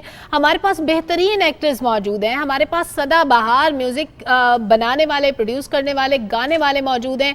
फिर हम उनको उस तरीके से यूटिलाइज़ क्यों नहीं कर सकते। एक से एक नॉवेल्स, एक से एक स्क्रिप्ट, एक से एक अच्छे लिखारी हमारे पास मौजूद हैं, लेकिन उसके बावजूद जब हम कहते हैं कि फिल्म अच्छी नहीं बनी या फिल्म हिट नहीं हुई, या हम फिल्म को किस तरह से बाकी दुनिया में प्रमोट करें, तो वहाँ पे हम परेशान हो जाते हैं कि हम कहाँ लैग कर रहे हैं, कमी कहाँ रह गई, हमने कैसे किस चीज़ को ठीक से कनेक्ट नहीं किया, किस चीज़ को ठीक से जोड़ा नहीं, हमारे गाने का मयार क्यों मुतासिर हुआ, हमारी फिल्म का मयार क्यों मुतासिर हुआ। और इतना अच्छा प्रोडक्ट जब हमारे पास मौजूद है, गाने वाले, लिखने वाले, एक्टर्स, डायरेक्टर्स, प्रोड्यूसर्स, तो फिर हम उनको उस तरह से यूटिलाइज क्यों नहीं कर पाते जिस तरह किया जाना चाहिए। एग्जैक्टली, टैलेंट हो लेकिन फिर भी रिवाइवल इतना स्लो डाउन हो, तो फिर हम ज़रूर सोचते हैं कि गलतियाँ कहाँ से हैं, कमी कोताही कहाँ से हो रही है। इस पर आज हम बात करेंगे। हमारे साथ प्रोग्राम में मौजूद हैं मारूफ फिल्म डायरेक्टर बिलाल शाह साहब, उन्हें वेलकम करेंगे। अस्सलाम वालेकुम सर, कैसे हैं आप? कैसे हैं? अल्हम्दुलिल्लाह बिल्कुल ठीक ठाक। आप लोगों का सर थैंक यू। जबरदस्त, सर थोड़ा सा जानना चाहते हैं आपसे, what is your observation, film revival की हम बात करते हैं, पाकिस्तान फिल्म इंडस्ट्री की बात करते हैं, आप इसका फ्यूचर क्या देख रहे हैं? जिस पेस पर इस वक्त रिवाइवल की तरफ हम गामजन हैं, वो पेस कैसा है? जी, इस वक्त तो माशाल्लाह हमारा पीटीवी हमारी जितनी भी मूवीज़ वगैरह हैं बड़ा अच्छा रोल अदा कर रही हैं। अगर उसका वाज़ेह सबूत ये है कि जो इस वक्त ईद उल ज़ुहा पे फिल्में रिलीज़ हुई हैं, दोनों फिल्मों ने तकरीबन, एक फिल्म ने 22 करोड़ का बिज़नेस किया ईद के दिनों में और एक ने 20 करोड़ का बिज़नेस किया, और अभी भी उनका बिज़नेस चल रहा है। और अब इससे हमें उम्मीद की जा रही है कि हमारी फिल्मों का अच्छा मुस्तकबिल हो रहा है, और उसकी वजह से हमारे जो आने वाले नए प्रोड्यूसर हजरात हैं वो इसके ऊपर अच्छा काम कर रहे हैं, और जिसकी वजह से हमें उम्मीद है कि आने वाले वक्त पे फिल्मों का एक अच्छा मुस्तकबिल है। इंशाल्लाह ज़रूर होगा। बिलाल साहब, हम सिनेमा से भी कुछ दूर होते जा रहे हैं। हमारा जो कल्चर था, एक फैमिली पूरी जाती थी, पॉपकॉर्न्स खाते हुए फिल्म देखते थे, जैसे हम फिल्म्स में भी देखते हैं कि फैमिलीज जा रही हैं, अच्छी मूवी लगी हुई है, सब देख रहे हैं। अब वो प्रैक्टिसेस नहीं रही, अब उतने सिनेमाज भी शायद नहीं रहे, अब शायद वो ट्रेंड नहीं रहा, या हमें कोई खौफ है कि हम शायद फैमिली के साथ बैठ के फिल्म नहीं देख सकते। जी, आपकी बात बिल्कुल सही है इसमें कि जो पहले वक्त था तमाम फैमिलीज़ जाया करती थी, और कराची में तो हमें पता है कि एक सिनेमा हुआ करता था डिग रोड पे, गाड़ी पे हम जाया करते थे और उसमें देखा करते थे, और वो एक अच्छा वक्त रहा। लेकिन असल में हुआ कि वो स्क्रीनें ख़त्म हो गई। अभी हम एक बात कर रहे थे कि जो नए सिनेमा आए उनकी वजह से जो लो मिडिल क्लास फैमिलीज़ थी वो जो सिनेमा में जाती थी वो दूर हो गए। अभी हमें जब तक उन लोगों को साथ नहीं शामिल करेंगे, हमारी फिल्म उस तरह का बिजनेस नहीं कर सकती जो हमें दरकार है। इसका मतलब है ऐसे सिनेमास का होना, ऐसी स्क्रीन्स का होना जहां पर आपका टिकट कम हो, आप आराम से जा सकें। जैसे कि आपने बड़ा अच्छी एग्जांपल कराची की दी है, वहाँ के बहुत से सिनेमास ऐसे जो फिर शादी हॉल्स में तब्दील हो गए, सिनेमास खत्म हो गए। लेकिन हम उसमें ये भी अब देख रहे हैं कि रिवाइवल इस तरह से हुआ कि दोबारा से अब हम सीवी पर देखते हैं कि स्क्रीन लगाई जाती है और गाड़ी गाड़ियों में लोग आके देखते हैं, बट स्टिल वो एक स्पेसिफिक क्लास के लिए ज़ाहिर है वो महंगा है। लेकिन थोड़ा सा जानना चाहते हैं आपसे कि क्या लोगों की जो राय है फिल्म्स के हवाले से वो भी सिग्निफिकेंट है? यानी मैं स्टोरी बोर्ड की बात कर रहा हूँ, मैं कॉन्सेप्ट की बात कर रहा हूँ, मैं प्रोडक्शन की बात कर रहा हूँ, मैं कास्ट की बात कर रहा हूँ, वो कितनी सिग्निफिकेंट है ये डिटर्मिन करने में कि अच्छा ठीक है जी जाना है देखने के लिए फिल्म? इस वक्त असल में हमारी फिल्में जो सी इस तरह की हमारी जो प्रोडक्शन डिज़ाइन हो रही हैं वो बड़ी अच्छी बेहतर हो गई हैं हमारे पास, उसकी वजह से लोगों का मतलब रुझान तो बढ़ रहा है। और उसकी साथ साथ जो हमारे एक्टर हैं उनका बड़ा अच्छा रोल रहा है, उन्होंने बड़ा अच्छा मतलब जिस तरह हम ज़्यादातर हमारा ड्रामा के ऊपर फोकस था, अब वहाँ से हमें उनको फिल्म में लेके आए और उससे ये हुआ कि एक्टर्स का भी एक तो लेवल चेंज हुआ और प्रोडक्शन जो सी हमारी बेहतर हुई। लेकिन उसमें हम ये ज़रूर कहेंगे कि चूंकि वही ड्रामा के एक्टर्स हम लेकर आए तो हमें sometimes rather most of the times film देख कर लगता है हम ड्रामा देख कर आए हैं।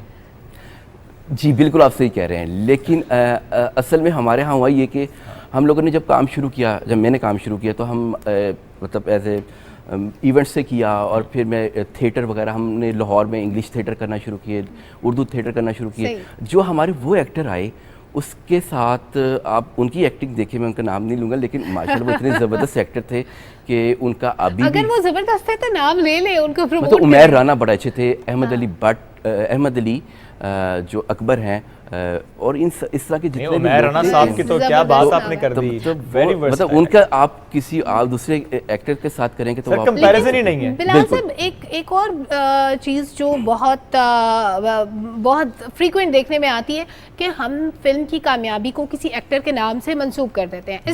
नो डाउट हमारे पास बेहतरीन एक्टर्स मौजूद हैं, लेकिन हम कहते हैं कि जी फिल्म में माहिरा खान होगी तो फिल्म हिट होगी, अगर फिल्म में हमारे पास कोई बड़ा नाम होगा तो फिल्म हिट होगी। हम क्या नए चेहरों को ट्राई नहीं कर सकते? जैसे भी शुएब ने कहा कि हम ड्रामा एक्टर को भी ला सकते हैं, हमारे पास नया टैलेंट बेशुमार मौजूद है, हमारे यहाँ उतने ज़्यादा ऑडिशंस नहीं होते, हम उतना टैलेंट एक्सप्लोर नहीं करते। या यूँ भी कह लेते हैं इसमें फिर हम सुनते हैं नेपोटिज्म बहुत ज़्यादा है। हाँ नहीं ऐसा कुछ नहीं है। अच्छा हम लोगों ने मैंने इस्लामाबाद से एक फ़िल्म की थी, एज ए प्रोजेक्ट हेड आया था मैं इधर, जनान बनाई थी। जनान में हानिया आमिर को हम लेके आए, ठीक है, और अली रहमान थे। मतलब इस वक्त वो दोनों पाकिस्तान की इंडस्ट्री में छाए हुए हैं, लेकिन देखिए वो नए नाम नहीं थे। नहीं उस वक्त पहली थी उनकी फिल्म। नहीं फिल्म पहली थी, ड्रामे बहुत किए थे। नहीं हानिया और ये उस वक्त हानिया स्टार्टेड विद अ ड्रामा। हानिया नहीं हानिया ने हमारी फिल्म से जनान से स्टार्ट की थी। अच्छा ओके माय बैड, ठीक है। जनान पहला प्रोजेक्ट था और मुझे याद है कि उस वक्त हानिया कह रही थी कि मैं नहीं, और वो आपने टिकटॉक से पिक की थी। नहीं हमने ऑडिशन किए थे यहाँ पे। अच्छा लेकिन ये बहुत अच्छी एग्जांपल है, लेकिन मैं कहती हूँ कि इसकी शरह कम है, इसको बढ़ना चाहिए। हम और टैलेंट इसी तरह, जैसे आपने ये एग्जांपल कोट की, इसी तरह हम टैलेंट एक्सप्लोर करें। चाहे आप टिकटॉक से उठा रहे हैं या चाहे आप ऑडिशंस कर रहे हैं, हमारे पास नए चेहरे आएंगे, नए लोगों को मौका मिलेगा। और फिर जो एक अजारादारी जिसका हम जिक्र करते हैं कि ये चंद लोग इंडस्ट्री पे छाए हुए हैं, सिर्फ इनको काम मिलता है, फिर वो अजारादारी भी खत्म होगी। मेरे ख्याल से काफ़ी हद तक कम हो चुकी है वो चीज़ें ना। लेकिन कुछ तो भी हैं, लेकिन अभी जिस तरह हमारे पास सबसे ज़रूरी है कि हम किस सब्जेक्ट पे फिल्म बना रहे हैं। सब्जेक्ट ठीक है, आप अच्छा सब्जेक्ट अगर कर रहे हैं और उसके ऊपर अगर आप देखें आपका जो स्क्रिप्ट जितना स्ट्रॉन्ग, आप हमारे पास जो भी राइटर हैं अच्छा काम कर रहे हैं, लेकिन अभी नए राइटर्स की बड़ी ज़रूरत है। और जिस तरह अभी मेरे लाहौर में गया, मैंने काफ़ी सारे लोगों को मिला, मतलब हम 2 प्रोजेक्ट पे काम कर रहे हैं, तो मुझे एक नई टीम मिली जो यंग थे, मतलब एक साथ सुल्तान थे जो कि इंग्लैंड से पढ़ के आए थे, और वो जिस तरीके से स्टोरी लिख रहे थे, मुझे उनके साथ बैठने का मौका मिला, तो मैं उनसे बड़ा सीखा कि यार ये इतने अच्छे तरीके से लिख रहे हैं, जिस तरीके से वो अभी हम आगे जाके लेके जाएंगे। और हमारे पास कितने अच्छे ज़बरदस्त बिलाल साहब लिखारी मौजूद हैं। इसकी एग्जाम्पल्स तो पीटीवी की लेगेसी और ड्रामाज हैं। जो हमारे पास जो स्क्रिप्ट राइटर्स थे, मैं कहती हूँ वो हमारे जो पड़ोसी मुल्क हैं या जो हमारे रीजन के दूसरे मुल्क हैं उनके पास भी नहीं थे। पीटीवी का जब ड्रामा चलता था तो सड़कों पे ट्रैफिक रुक जाती थी, और पीटीवी पे जब फिल्म चलती थी, मुझे याद है ईद पे फिल्म लगा करती थी और हम सारे काम छोड़ के फिल्म देखने के लिए बैठा करते थे। लेकिन इस सारी हमारी गुफ्तगू का महवर सिर्फ ये बात है कि अब हमें वो माहौल नहीं मिलता। अब हम उस तरह से इतने शौक से बैठ के फिल्म क्यों नहीं देखते?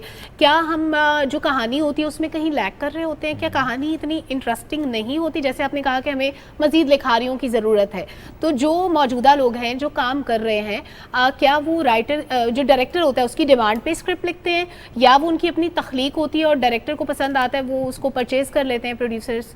नहीं, असल में मेरे ख्याल से राइटर में अभी हमें उस तरीके से, जिस तरह फिल्म के ऊपर जो हमारी 70-80 की फिल्म थी, आप वो देखें, मतलब वो फिल्म इतनी ज़बरदस्त थी, लोग मतलब फैमिलीज देख रही हैं, एंजॉय कर रही हैं। अभी हमारे पास वहाँ पे थोड़ा सा गैप है, मतलब हमें उसमें बेहतरी की ज़रूरत है कंटेंट में। बिल्कुल। और अगर आप देखें कि जो अभी लिख रहे हैं, बीच में से काफ़ी ऐसी जगहें हैं कि मैंने कुछ मूवीज़ देखी, आप मतलब आप हाफ मूवी हो जाती है, आपको पता नहीं लगता कि मतलब कि ये भी क्या करने वाले हैं। मतलब और कि एक बिल्कुल- इंटरेस्टिंग एग्जांपल मुझे याद आ रही है कि कभी ऐसी चीज़ें भी होती थी, दूसरी कंट्रीज में भी होती है लेकिन पाकिस्तान में भी होती थी, कि गोली की आवाज़ आ रही है, गोली निकलती हुई नजर नहीं आ रही, बस गन देख रहे हैं और गोली की आवाज़ आ रही है। अच्छा, इस तरह अब की इसमें है कि हमारा काफ़ी बेहतर हो गया, बेहतर हो गया। मतलब बेहतर हुआ हमारी है जो फिल्म इंडस्ट्री है, हम आपको अगर आप देखें कि हम हॉलीवुड से भी मुकाबला करें तो हमारे पास वो तमाम चीज़ें यहाँ पे मौजूद हैं। अच्छा, नहीं प्रोडक्शन जो है वो इस वक्त इंटरनेशनल स्टैंडर्ड्स पर हो रही है। बिल्कुल, हमारे पास अच्छा। यहाँ पे वो तमाम चीज़ें मौजूद हैं। मतलब राना कामरान इस वक्त पाकिस्तान के एक बहुत बड़े डीओपी हैं, मतलब वो मतलब उनके पास, मतलब मैं कहूँगा कि वो ऐसे ऐसे सीन हमने उनके साथ काम किया, उनसे सीखने का बड़ा मौका मिला कि जो मैं उनके स्टूडियो में गया और वो देखा कि मतलब कि हम इंटरनेशनल जो सी फिल्म जिस कैमरा में बन रही हैं, वो कैमरे हमारे पास यहाँ पे मौजूद है। हम लोगों ने यहाँ पे उन कैमरों पे मूवीज़ बनाई हैं। हमें असल brains में हमारे चाहिए। पास थोड़ा सा जो है, मतलब कि अगर हम जाएँ, मतलब अभी इस पर भी काम हो रहा है, कलर ग्रेडिंग है, साउंड ग्रेडिंग है, अगर इस पे जा रहे हैं तो हम उसमें भी बेहतरी काफ़ी आ चुकी है। कराची में अच्छा काम हो रहा है उस पर भी। तो अब हमें ज़्यादातर लोगों दूसरे ममालिक का मोहताज नहीं, हमारे अपने मुल्क में सब ठीक कुछ है, इसका होना मतलब शुरू सर हो ये गया। हुआ कि प्रोडक्शन में तो हम एट पार हैं, इंटरनेशनल स्टैंडर्ड्स पर काम हो रहा है, स्क्रिप्ट पे आपने कहा कि अच्छे लिखा रही हैं, but still we need more writers जो कि और अच्छा काम कर सकें। स्टोरी बोर्ड पे ज़्यादा जितना अच्छा काम होगा उतनी अच्छी फिल्म बनेगी। एक्टिंग में भी आपने कहा जी नए चेहरे भी आ रहे हैं, फिर उसके बाद जो मार्केटिंग, एडवर्टाइजमेंट और उसके बाद ज़रा जिस तरह मूवीज़ का लगना, उसमें ज़रा इनिशियली एक बात हुई कि ज़्यादा सिनेमाज होंगे, स्क्रीन ज़्यादा होंगी, टिकट कम अगर लोग ज़्यादा देखने जाएंगे, उसमें भी हम लोग लैग कर रहे हैं। लेकिन एट द सेम टाइम ये जो सिनेमाज में लोगों का ना जाना, इसमें क्या एक रीज़न हमारा रुझान, हमारा लाइफस्टाइल या फॉर दैट मैटर बिल्कुल दूरी हो गई है सिनेमा से और वो अब हम उसमें बिल्कुल एब्जॉर्ब हो चुके हैं, बस ठीक है, नो मोर सिनेमा? असल में उसमें ये हुआ कि हमारे पास स्क्रीनें कम हो गई थी, सिर्फ ये एक रीज़न है। एक ये रीज़न थी। फिर हुआ ये कि सबसे बड़ा, जब आप फिल्म रिलीज़ कर रहे हैं उसमें थोड़ा सा प्रॉब्लम अभी है, रिलीज़ में प्रॉब्लम है। वो क्या है? वो प्रॉब्लम ये है कि अगर हमारी कोई बाहर से फिल्म आ रही है तो जो टाइम पीरियड उसको मिलता है लगने का, वो हमारी फिल्म को, इसका मतलब है आप उसका हवाला हमारा दें, जो मतलब जो अभी- ईद पर हुआ कि अगर पाकिस्तानी मूवीज लग रही हैं और एक हॉलीवुड की कोई मूवी लग गई तो इन्फ्लक्स उस तरफ हो जाता थोड़ा सा प्रॉब्लम हो रहा है। प्रॉब्लम होता है ना ये? प्रॉब्लम है ठीक। क्योंकि अभी हमारा डिस्ट्रीब्यूशन और इन चीज़ों के ऊपर थोड़ा सा नहीं बल्कि काफ़ी बेहतर काम करना बिलाल जरूरी साहब, है। लेकिन एक और इम्पोर्टेंट चीज़ जिसको हम अभी तक हमने गुफ्तगू में शामिल नहीं किया, वो है गाना। गाने Yes. की वजह से बहुत से लोग फिल्म देखते हैं। हमारे गाने सदाबहार हुआ करते थे, जब मैडम नूर जहान की आवाज़ होती थी किसी गाने में तो हम उस गाने की वजह से वो फिल्म देखा करते थे। आज क्या हमारे पास वो आवाज़ें नहीं हैं? वो सदाबहार गाने हमें क्यों सुनने को नहीं मिलते? एक गाना जो हम एक दफ़ा सुनते हैं, हमारा क्यों दिल नहीं करता कि हम उसको बार बार सुने? बिल्कुल। बल्कि इस पे भी मैं ये कहूँगा कि आप अगर नोट करें, बल्कि 70-80s में जो हमारी फिल्में थी कोई इस तरह की थी कि वो म्यूज़िक की वजह से वो फिल्में कामयाब हो गई। एग्जैक्टली। आप ये देखिए कि वो फिल्में सिर्फ हमारी म्यूज़िक की वजह से चली और आज भी वो चल रही हैं। आप अभी भी देखेंगे तो आप अभी भी इसको एंजॉय और कर अभी सकते भी हम हैं। ऐसे ही देखें है। म्यूजिक की वजह से उस फिल्म को याद और कर रहे हैं। जितनी बार उस फिल्म को देखें Yes. उतनी बार एंजॉय करते हैं। हमें ये बिल्कुल। फील नहीं आती कि यार ये कहानी तो हमें पता है। जी जी, लेकिन अभी ये है कि अगर आप अभी नई फिल्में देखें, या मैंने एक फ़िल्म बनाई थी तमन्ना, ठीक है, अगर आप उसका म्यूज़िक चेक करें, वो हमने राहत साहब से सॉन्ग करवाया था, तो वो उसने लंदन में Asian film festival award win किया, ठीक है, और वो काफ़ी बड़ा सॉन्ग था। और मतलब अभी ये हुआ कि हमारे पास म्यूज़िक पे काम बहुत बेहतर हो गया। साहिर अली बग्गा साहब इतना अच्छा म्यूज़िक कर रहे हैं। साहिर अली बग्गा साहब का तो जवाब नहीं है, he is one of my favourite. Bagga साहब आप सुन रहे हैं तो आप ज़रूर आइएगा नेक्स्ट टाइम हमारे शो तो पे। अभी ये है कि हमें, अगर आप ये देखें तो उस टाइप की फिल्म नहीं बन रही। अभी हम लोगों ने जो प्लान किया है, मतलब मैं एक पंजाबी फिल्म के ऊपर काम कर रहा हूँ और एक उर्दू फिल्म में काम कर रहा हूँ। तो हम जो उर्दू फिल्म के ऊपर काम कर रहे हैं, हम उसको चाह रहे हैं कि थोड़ी सी म्यूजिक फिल्म बने। और आपने ये जो अच्छे वाले गाने का जिक्र किया है, अगर आपका अच्छा काम है तो हम अपने व्यूअर्स को दिखाना दें वो गाना, अगर हम अपने व्यूअर्स को जी सुना दें। बिल्कुल।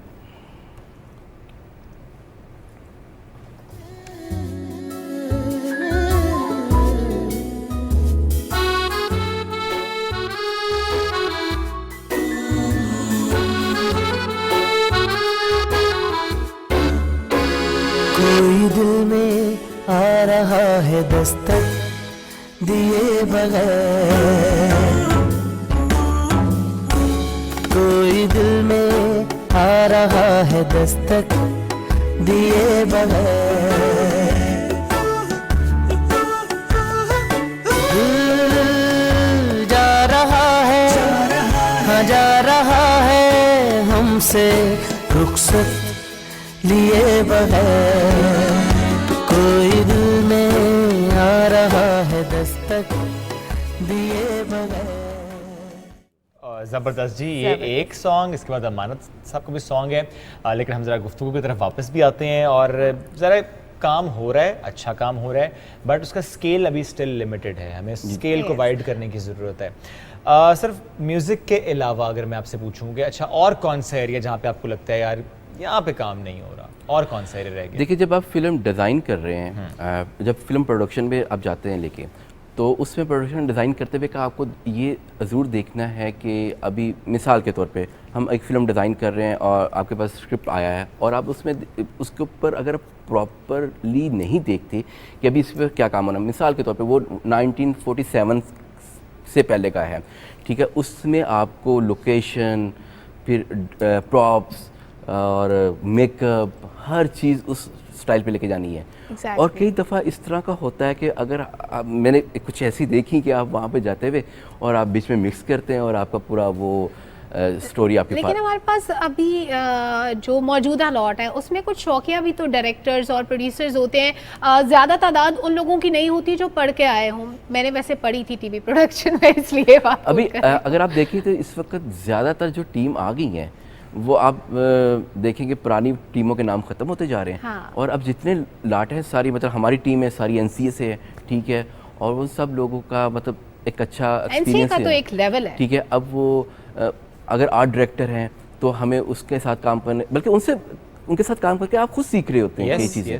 मतलब मुझे कमल खुसट हैं, उनके साथ मैंने काम किया तो वो एज ए आर्ट डायरेक्टर थी, तो मुझे उनके साथ बहुत कुछ सीखने को मिला। तो आप इस तरह के बड़े नाम जिनसे आप बहुत कुछ सीख सकते हैं, बिल्कुल इन लोगों के साथ काम करके आप खुद बहुत कुछ सीख एग्जैक्टली लर्निंग एक ज़रा कंटिन्यूस फेज है। सिर्फ दो चीज़ें हैं जो क्रिटिसिज्म के ज़ुमरे में आती हैं, एक, और ये एक्टर्स खुद भी क्रिटिसाइज़ करते हैं इस मामले को, वो एक मामला ये होता है कि जी मूवीज़ हों या ड्रामा यानी प्रोडक्शन की जब वो बात करते हैं वो कहते हैं बस वो जो सेट लगा हुआ एक रूम में, बेडरूम है या ड्राइंग रूम है या लाउंज है, बस घर के अंदर पूरा पूरा शूट हो रहा है। एक और क्रिटिसिज्म उनका ये होता है, यानी मैं अगर सीनियर एक्टर्स की बात करूँ, वो ये कहते हैं कि जी हमें रोल ही वही ऑफर होते हैं, माँ का, सास का, बाप का। हालांकि वो इतने वर्सेटाइल एक्टर्स हैं कि अगर उन्हें कोई और स्ट्रॉन्ग रोल मिले, सेंट्रिक फिल्म सेंट्रिक हो उन पर, तो वो बहुत अच्छा परफॉर्म कर सकते हैं, बट उन्हें वो रोल ही नहीं मिलता, है ही नहीं, मार्केट में रोल ही नहीं है सर। वो इसमें भी अगर आप देखें तो हमें लिखारी चाहिए। हाँ, हम उसमें क्या बात करें कि जब तक लिखारी हमारे पास उस तरह का नहीं होगा, हमने क्या बात कर रहे थे अभी पिछले दिनों बैठ के कि अच्छा लिखारी नए नए रोल्स जनरेट करता है। बिल्कुल। लेकिन इसमें लिखारी पता क्या कहते हैं, वो कहता है जी जब एक ड्रामा या फिल्म किसी एक स्क्रिप्ट की हिट होती है, ड्रामा ज़्यादा हम देखते हैं हिट होते हैं, तो डिमांड आती है प्रोड्यूसर्स की भी कि हमें यही स्टोरी चाहिए, इसी तरह के स्क्रिप्ट्स चाहिए जी, इसी लाइन पे चाहिए। जैसे हमने देखा सर 3-4 साल तो तसल्ली के साथ ड्रामास बने जिसमें सिर्फ चक्कर वही चल रहा है, देवरानी नहीं देवरानी नंद और वो वाला चक्कर, और शादियां टूट रही हैं और दोबारा से उन रिश्तों से हो रहे हैं जो कि बड़े एहतराम वाले रिश्ते हैं। तो वो बहुत तवातुर से उन ड्रामा पर काम हुआ, वो एक हवा चली थी, तो वो उसमें राइटर्स का ही शिकवा था कि हमें कहा गया कि इस तरह लिखो। तो ये जो राइटर की वाली आपकी बात है कि राइटर्स नहीं है या कम है या काम नहीं हो रहा, तो राइटर्स कहते हैं हमसे डिमांड की जाती है ये इस तरह लिखो जी। देखिए, राइटर से डिमांड तो अभी जो पहले वाले सीन थे उसमें तो सब कुछ हो रहा था, अभी तो आप राइटर को अब हम पूरा मौका दे रहे हैं कि वो अच्छा लिखें, उसमें से निकालें, और जिस तरीके से अभी वो काम कर रहे हैं उसमें बेहतरी तो आ रही है। लेकिन बेहतरी नो डाउट आ रही है। बिलाल साहब, एक आखिरी चीज़ अगर आप इस पे अपना कमेंट ऐड करते हैं कि आपने कहा कि हमारे पास पोटेंशियल है, अच्छे प्रोड्यूसर्स हैं, हमारे पास अच्छे लिखारी हैं, अच्छे गाने वाले हैं, बहुत अच्छे लोग हैं, इन सबको मल्टीप्लाई बाय 10-20 कैसे करें? एक अच्छा लिखारी अगले 10 या 20 अच्छे लिखारियों को कैसे प्रोड्यूस करे? बिल्कुल इसमें किया जा सकता है, जिस तरह लाहौर में अभी एक टीम बनी है, वो सब लिखारी हैं, वो बैठ रहे हैं और वो बैठ के एक पूरा प्लान डिज़ाइन कर रहे हैं कि हमें किस तरह, और मुझे उनके लोगों के साथ बैठ रहा हूँ, हम हर वीक में एक दफ़ा बैठते हैं, तो हमें उससे क्या फ़ायदा मिल रहा है कि यार वो सब लोगों की मुख्तलिफ राय है, और जब वो उस तरीके से बैठ रहे हैं, वो जो बाहर से आए हुए राइटर पढ़ के वो उसको उनको गाइड कर रहे हैं कि हमें किस तरह उसका प्लान करना है, क्या लिखेंगे, किस तरह हमारा स्टोरी में होगा, तो मुझे लग रहा है कि उससे अब काफ़ी फ़र्क पड़ने लगा है। और जिस तरह हम अभी काम कर रहे हैं, मिसाल के तौर पे अभी मैं एक पंजाबी फ़िल्म पे काम कर रहा हूँ, तो मुझे उसके ऊपर वर्किंग करनी पड़ी कि एक अच्छी पंजाबी फ़िल्म जो इस तरह की है, मतलब अभी नई टीम के साथ, कि जो हमें कनाडा से भी शूट करेंगे, पाकिस्तान में भी करेंगे। मैं सियालकोट गया, गुजरांवाला गया, शेखुपुरा, फैसलाबाद और उससे आगे के एक दो शहरों में गए कि हमने यहाँ चेक किया कि इस पे पंजाबी किस तरीके से बोली जाती है। ओके, ठीक है, अब इन सब जगह पे अच्छी पंजाबी बोली जाती थी, लेकिन जो फैसलाबाद की पंजाबी थी, आप उसको निकाल के हमने उसको सिलेक्ट किया कि इसके ऊपर जाएंगे। अब उसके साथ आपको हमें वहाँ पे प्रॉपर्ली इस तरीके से काम करना पड़ रहा है। अब आप कह रहे थे कि नए टैलेंट के साथ, अब हमने ऑडिशन इस्लामाबाद में भी रखा, लाहौर में भी कर रहे हैं, अब हमने प्लान ये किया कि फैसलाबाद में भी करें। तो फैसलाबाद की लैंग्वेज तो उधर का बंदा ही अच्छा बोलेगा, इसीलिए हमने उधर का भी प्लान किया कि हम वहाँ पे भी अपना ऑडिशन रखें कि अगर हमें वहाँ से कोई अच्छा चीज़ एक्टर्स मिलते हैं तो हमारे लिए वो ज़बरदस्त होगा। क्योंकि फैसलाबाद का एक्सेंट हम जितना मर्जी कर कोशिश कर लें वो वही लोग कर सकते हैं। मतलब मुझे अमानत अली हमारे बड़े अच्छे सिंगर हैं, उनका अभी हमारी उस फिल्म में उन्होंने सॉन्ग भी किया, तो अगर मेरे उनके साथ जब सिटिंग होती है तो इतने मज़े का आपको फील आ रहा होता है, स्वीट लैंग्वेज, बिल्कुल, मतलब कि आप उनके साथ टाइम गुजारते हुए आपको पता भी नहीं लगता कि कितना टाइम गुजर गया। ज़बरदस्त। हम भी ये चाहते हैं कि ऐसी ही मूवीज़ बने कि फिर वक्त का पता ही ना चले और हम बार बार मूवीज़ देखें भी। यानी वो सिर्फ अमानत की बात कर रहे थे, मैं ज़रा पूरी फिल्म की बात करूँ जिसमें ज़रा प्रोडक्शन भी है, इसमें स्क्रिप्ट भी है, उसमें सॉन्ग्स भी हैं। बिलाल शाह साहब बहुत शुक्रिया साथ मौजूद थे आप, और फिल्म इंडस्ट्री से मुतालिक आज हमसे गुफ्तगू कर रहे थे, कैसे इसमें इंप्रूवमेंट आ सकती है, कैसे इंप्रूवमेंट लाई जा रही है। आने वाले दिनों में जो नए प्रोजेक्ट्स आ रहे हैं, जिस तरीके से मेहनत हो रही है, उस पर हम बात कर रहे थे। छोटी सी ब्रेक की तरफ बढ़ते हैं, ब्रेक से वापस आएंगे नए मौजू के साथ। रहिए सुबह पाकिस्तान के साथ।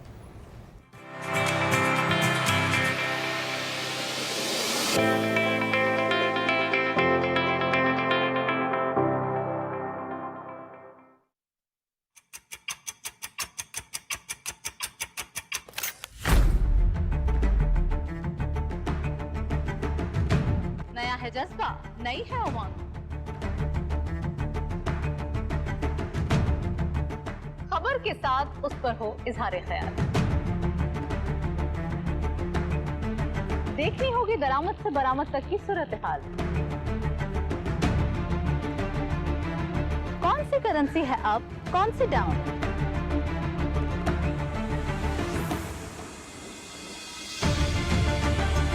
मौशी खुदनिसारी कैसे हासिल की जाए। रखते हैं नजर रियल एस्टेट से लेकर कमोडिटीज के उतार चढ़ाव तक। बिजनेस की होगी बात माहिरीन के साथ।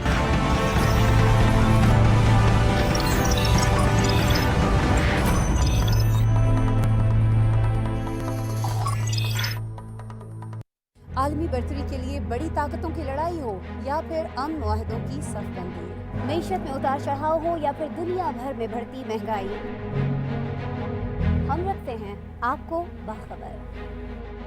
टेक्नोलॉजी की दुनिया में होने वाली नित नई इजादात हो या मौसमियाती तगय्युरात की वजह से होने वाली तब्दीलियाँ, इल्म अदब, तहकीक व जिद्दत, सोशल मीडिया के नित नए आलात या फिर दुनिया भर से हों दिलचस्प व अजीब खबरें, हम पहुंचाते हैं आप तक हर खबर। मैं हूं आपके साथ आपकी मेज़बान आसमा इकबाल, और हम लाते हैं दुनिया भर से खबरों और तज्जियों का मुश्तमिल प्रोग्राम दुनिया के साथ, सिर्फ PTV न्यूज़ पर।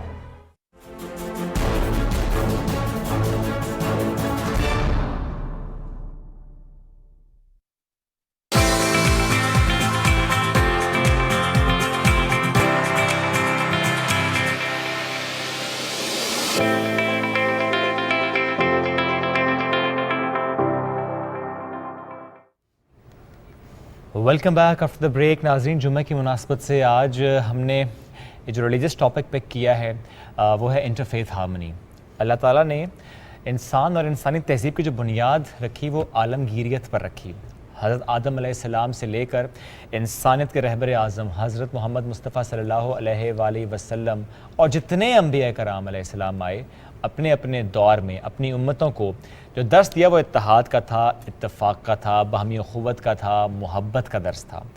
बतौर ख़ास इस हवाले से जब नबी अकरम सल्लल्लाहु अलैहि वसल्लम की सीरत तय्यबा का हम मुताला करते हैं तो आप सल्लल्लाहु अलैहि वसल्लम ने एक ऐसे माशरे में इस्लाह अहवाल का अलम बुलंद किया कि जिसमें माशरती एतबार से कई ख़राबियाँ या नक़ाइस थे।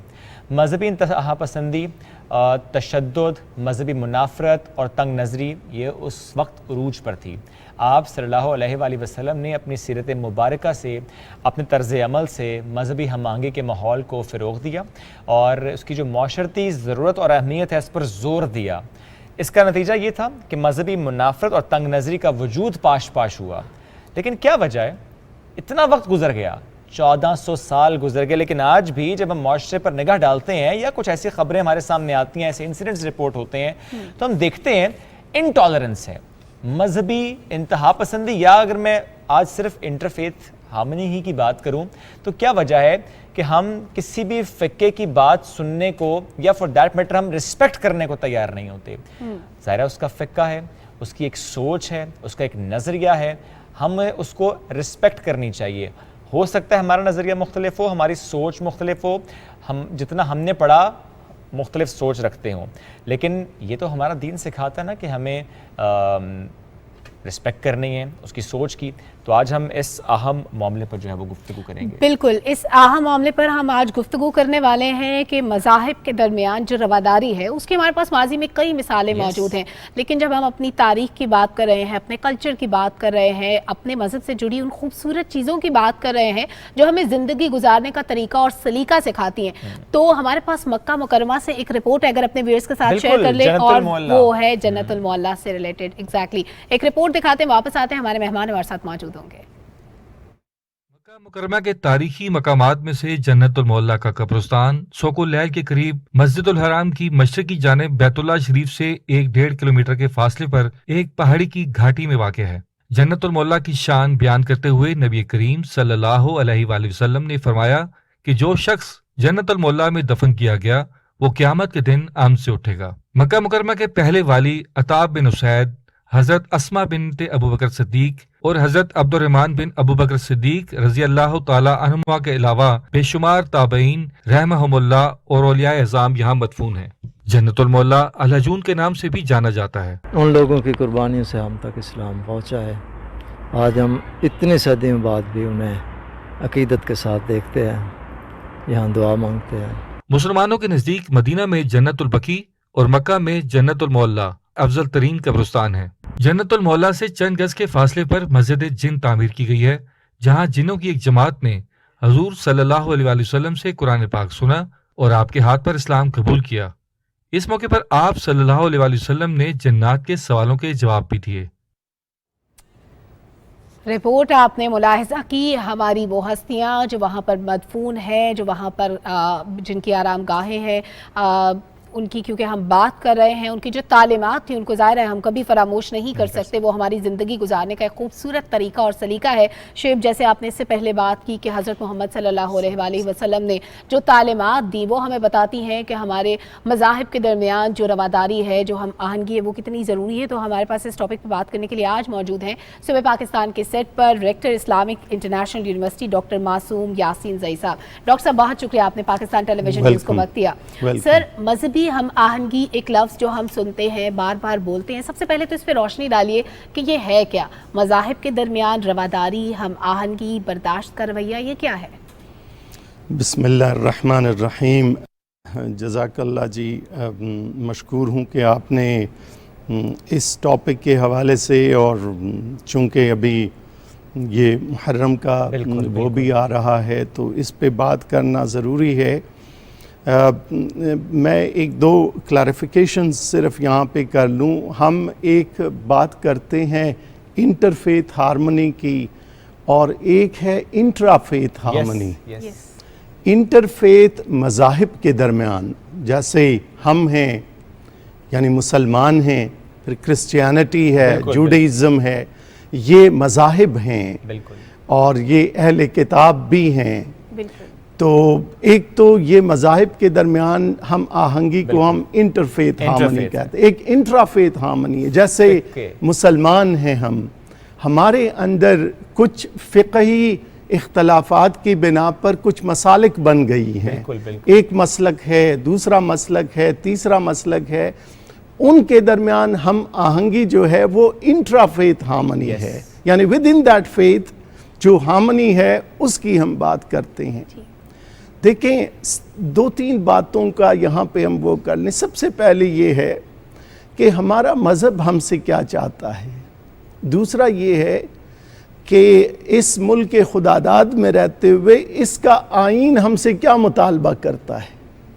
अगर हम इंटरफेथ हार्मनी की बात करें तो बहैसियत मुसलमान के हमारे ऊपर इस दीन की एक जिम्मेदारी है, और वो जिम्मेदारी ये है कि आपके मुल्क के अंदर जो भी गैर मुस्लिम रह रहे हैं उनके आपके ऊपर क्या हकूक़ हैं। आपके ऊपर ये लाजिम है कि आप उनके जान और माल की हिफाजत करें, उनको आज़ादी हो अपने इबादत गाहों में जाकर इबादत करने की, उनकी पूरी मुकम्मल आज़ादी उनको हासिल हो, स्टेट उनको प्रोटेक्शन दे दें, लोग जो आवाम हैं वो उनका ख्याल रखें, ये पूरी की पूरी आज़ादी वो। लेकिन आज़ादी से हरगिज़ ये मुराद नहीं है कि आप कोई ऐसी हरकत करें या ऐसी बात करें या ऐसा अमल करें कि जिससे दूसरों की दिल आज़ारी हो। बिल्कुल, आज़ादी दिल आज़ारी दूसरों की दिल आज़ारी का नाम नहीं है। आप आज़ादी अपनी फेथ के मुताबिक अपना अमल करें, बिल्कुल करें। आपको आइन, इस मुल्क का आइन ये आज़ादी देता है। दूसरी तरफ बहैसियत मुसलमान मेरे ऊपर मेरा दीन ये लाजिम करार देता है कि मैं उनका मुकम्मल ख्याल रखूं। ये तो इस्लाम के अंदर इंटरफेथ हार्मनी की बात है, इस हद तक है। जो इंटरनेशनल इस्लामिक यूनिवर्सिटी ने पैगाम पाकिस्तान दिया, वो पैगाम पाकिस्तान जिसकी गूंज यूनाइटेड नेशन में भी गूंजी उठी, यूरोपियन पार्लियामेंट में भी उसके ऊपर बात हुई, वो पैगाम क्या कहता है, वो उसकी रूह यही है कि कैसे आपने माशरे के अंदर अमन कायम रखना है। अमन जो है उसके लिए ये पूरी की पूरी कोशिश हुई है। अब अमन कायम रखने के लिए आपको इंटरफेथ हार्मनी की भी ज़रूरत है, आपको इंट्राफेथ हार्मनी की भी ज़रूरत है। और फिर देखो तो जिनकी आपने अभी बात की, जिनके आपने कब्रिस्तान दिखाए, उनकी क्या तालीमात हैं। रसूल पाक सल्लल्लाहु अलैहि वसल्लम ने क्या फरमाया इस हवाले से, हमारा दीन इस हवाले से इसको कितनी अहमियत देता है। एक मरतबा रसूलुल्लाह सल्लल्लाहु अलैहि वसल्लम सहाबा किराम के पास बैठे हुए थे, तो पूछा उनसे, क्या मैं तुम्हें ऐसी बात बतलाऊं, ऐसी चीज़ बतलाऊं कि जिसका अजर जो है वो नमाज, रोज़ा, ज़कात, हज यानी जो अरकान हैं दीन के, इनसे भी बढ़कर उसका अजर है अल्लाह के यहाँ। तो सहाबा किराम ने फरमाया कि या रसूलुल्लाह सल्लल्लाहु अलैहि वसल्लम ज़रूर फरमा दीजिए। तो रसूल पाक सल्लल्लाहु अलैहि वसल्लम ने कहा कि दैट इज़ पीस कीपिंग, वो अमन का कायम रखना है। तो अमन की माशरे के अंदर जितनी ज़रूरत है, अब देखो आज हम पाकिस्तान में किस बात का रोना रो रहे हैं, 2 बातों का रोना रो रहे हैं। सबसे पहली बात तो ये है कि हमारे अंदर अदम बर्दाश्त है। सोसाइटी में किसी लेवल के ऊपर हम एक दूसरे को बर्दाश्त नहीं करते। वो टॉप से आप ले लें, यानी हुकूमत के लेवल से आप ले लें, नीचे तक आप जाते रहें। अनफॉर्चुनेटली हमारी पॉलिटिक्स, हमारी हुकूमतें, हमारा सब कुछ जो है असेंबली और ये, हम उसमें ये देखते हैं कि अनफॉर्चुनेटली अदम बर्दाश्त का मादा है। हमें इस चीज़ को ख़त्म करना होगा। रसूल पाक सल्लल्लाहु अलैहि वसल्लम ने बर्दाश्त का वो सबक हमें सिखाया है अपने अमल से, वो सबक सिखाया है कि जिसकी मिसाल तारीख़ नहीं दे सकती उसके बाद। इस तरह का तो हमने क्यों रसूल पाक सल्लल्लाहु अलैहि वसल्लम की सीरत को अपनी ज़िंदगी से निकाला। अगर हम अपनी ज़िंदगी को दोबारा रसूल पाक सल्लल्लाहु अलैहि वसल्लम की सीरत पे ले आएं, उसकी ज़िंदगी को अपनी ज़िंदगियों में ले आएं, ये सब कुछ गुले गुलजार हो जाएगा, कुछ वो नहीं होगा। तो जो इंट्राफेथ हार्मनी है उसकी बहुत ज़्यादा ज़रूरत है। अच्छा, उसके लिए बेसिक असूल हैं, उस बेसिक असूल को हम फॉलो करें। मैं आपको, आपका अगर कोई मसलक है, मेरा कोई और मसलक है, हमारे अंदर देखो हम एक ही फेथ के लोग हैं, हमारा अल्लाह एक, हमारा रसूल एक, हमारा कुरान एक, हमारा कलमा एक। अब अगर कुछ फ़िक़ही मामलात में हमारे इख्तलाफात हैं, 2 से 4% अगर इख्तलाफात हैं, उन इख्तलाफात को हम इख्तलाफ राय समझें, उसको मुखालफत में न बदलें।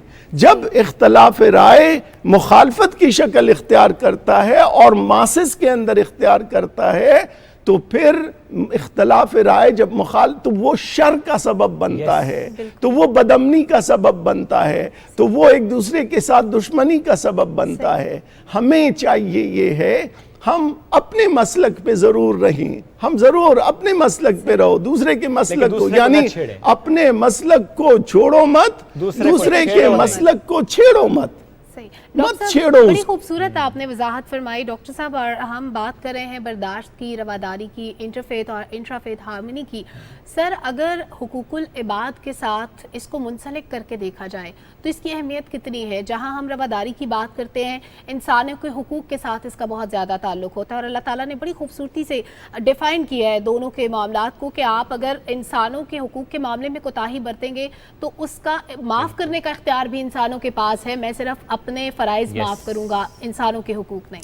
बिल्कुल, ये हमारा दीन हमसे ये चाहता है, हमारा दीन, हमारी दीन की तालीम ये है। हमारे दीन के अंदर जितनी हुकूकुल इबाद की, यानी बंदों के हुकूक की का जो मकाम रखा है अल्लाह पाक ने, यानी जिसके लिए वो पाक रब, जिसके लिए वो खुद कुरान में बार बार फरमाते हैं कि अल्लाह पाक कवियुन अजीज़, बहुत ज़्यादा ताकत वाले और बहुत बड़े इक़्तिदार वाले हैं पाक रब। वो पाक रब कहता है कि मैं उस इंसान को हुकूकुल इबाद, बंदे के हुकूक मैं माफ़ नहीं कर सकता, हाँ अपने हक जो है मैं माफ़ कर दूंगा। तो ये कितना बड़ा वो मकाम है जो अल्लाह पाक या हमारा दीन हुकूकुल इबाद को देता है। हम बहैसियत मुसलमान के, हम किसी भी इंसान को नुकसान नहीं पहुंचा सकते। जिसने एक इंसान को मारा ऐसी है जैसे उसने पूरी इंसानियत को मारा। ये मैं नहीं कह रहा, ये कुरान कह रहा है।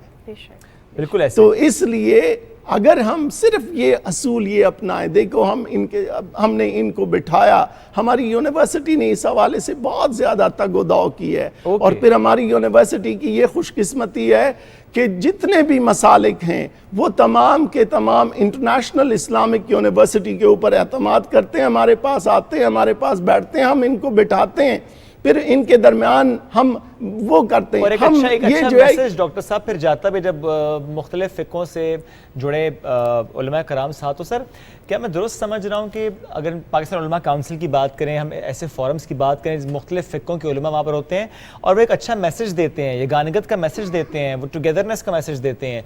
लेकिन जब हम बात करते हैं यूथ की या फॉर दैट मैटर किसी एक इंडिविजुअल लेवल पर कि वो किसी बात पर जब बहस करता है, बड़ी दुरुस्त बात की कि आपकी राय, आपका प्रैक्टिस मुख्तलिफ हो सकती है लेकिन ज़रा दीन तो एक है, लेकिन हम उसको इख्तलाफ राय को किसी और लेवल पर जब ले जाएं तो फिर शर की तरफ हम बढ़ते हैं।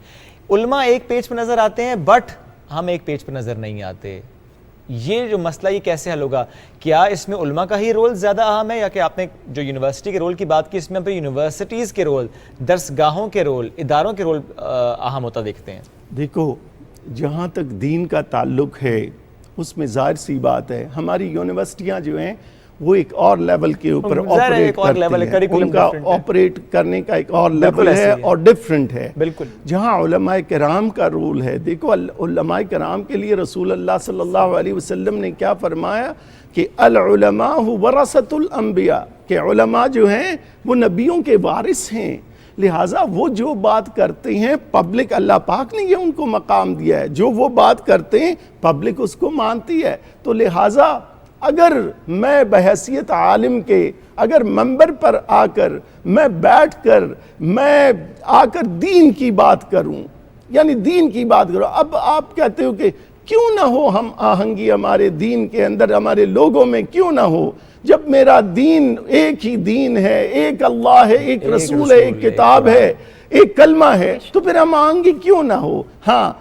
मैं मंबर के ऊपर बैठकर मैं दीन की बात करूं, खूबसूरत, मैं अपने मसलक की बात वहां ना करूं, की जिम्मेदारी, क्योंकि अगर तूने मसलक की बात करनी है तो उलमा के उस सर्कल में कर लें, स्कॉलर्स के उस सर्कल में कर लें, जहां वो इख्तलाफ राय जो है वो तकवीयत का सबब बने। हम जब कोई तहकीक, मैं एक साइंटिस्ट हूं, मैं कोई दीनी आलिम नहीं हूं, काश मैं दीनी आलिम होता, लेकिन ये कि जब हमारे सामने जब कोई वो चीज़ आ जाती है, एक बात आ जाती है, हम साइंटिस्ट्स उसके ऊपर बैठ जाते हैं, बिल्कुल, बिल्कुल। हम उसके ऊपर इख्तलाफ राय होता है, लेकिन वो इख्तलाफ राय हमें फिर ले जाता है अपनी लेबॉर्ट्रीज के अंदर, हम फिर एक्सपेरिमेंट्स करते हैं, रिसर्च करते हैं और फिर एक जवाब के साथ आते हैं, फिर बैठकर हम अपने लिए उसका हल ढूंढते हैं।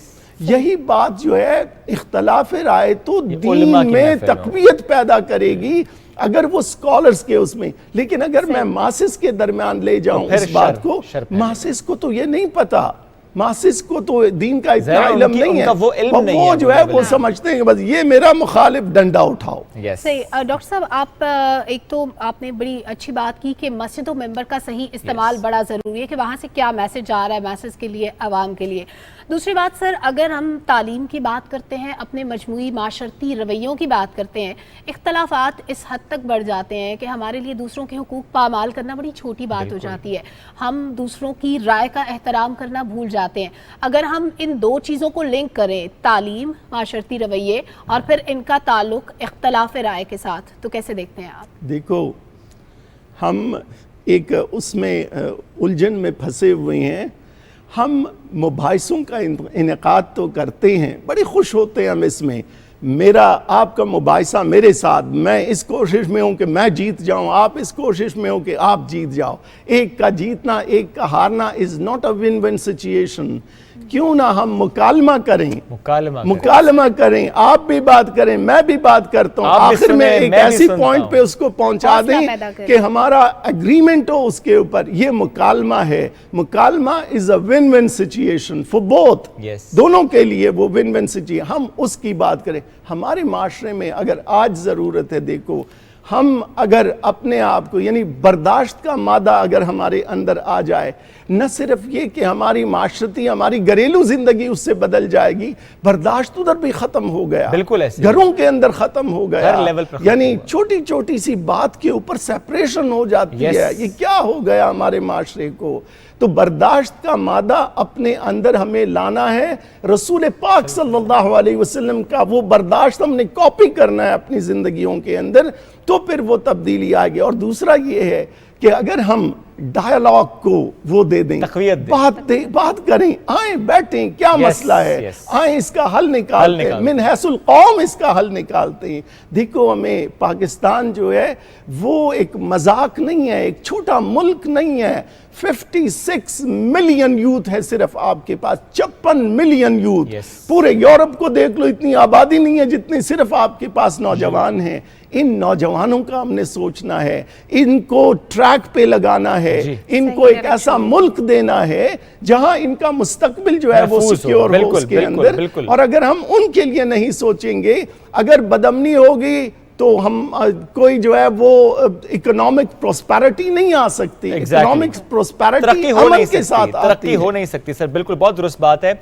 बर्दाश्त का मादा पैदा करना है, टॉलरेंस बहुत अहम है और हर किसी अहम है। ये सिर्फ बात इंटरफेथ हार्मनी की हम नहीं कर रहे, हम बात कर रहे हैं जनरली। जिस तरह बड़ी खूबसूरत बात की कि रिश्ते तबाह हो जाते हैं, तो बर्दाश्त अगर होगी और रसूल करीम सल्लल्लाहु अलैहि वसल्लम की सीरत तैयबा का मुताला करने के बाद हम कोशिश करेंगे कि जितना मैक्सिमम अडॉप्ट कर सकते हैं तो चीज़ें बहुत बेहतरी की तरफ जाएंगी। डॉक्टर मासूम यासीन ज़ई साहब बहुत शुक्रिया, साथ मौजूद थे और आज इस अहम मौजू पर हमसे गुफ्तगू कर रहे थे। नाज़रीन, वक्त के ख़त्म, अपना बहुत सा ख्याल रखिएगा। मैं फिर से दोहराऊंगा, इस वीकेंड पे चूँकि पूरे मुल्क में बारिशें हो रही हैं, सिचुएशन ऐसी है कि जानी और माली नुकसान की खबरें रिपोर्ट होती हैं। अपना ख्याल रखिए, पाकिस्तान को दुआ में याद रखिए। मुलाकात मंडे को करेंगे। अल्लाह हाफ़िज़। अल्लाह हाफ़िज़।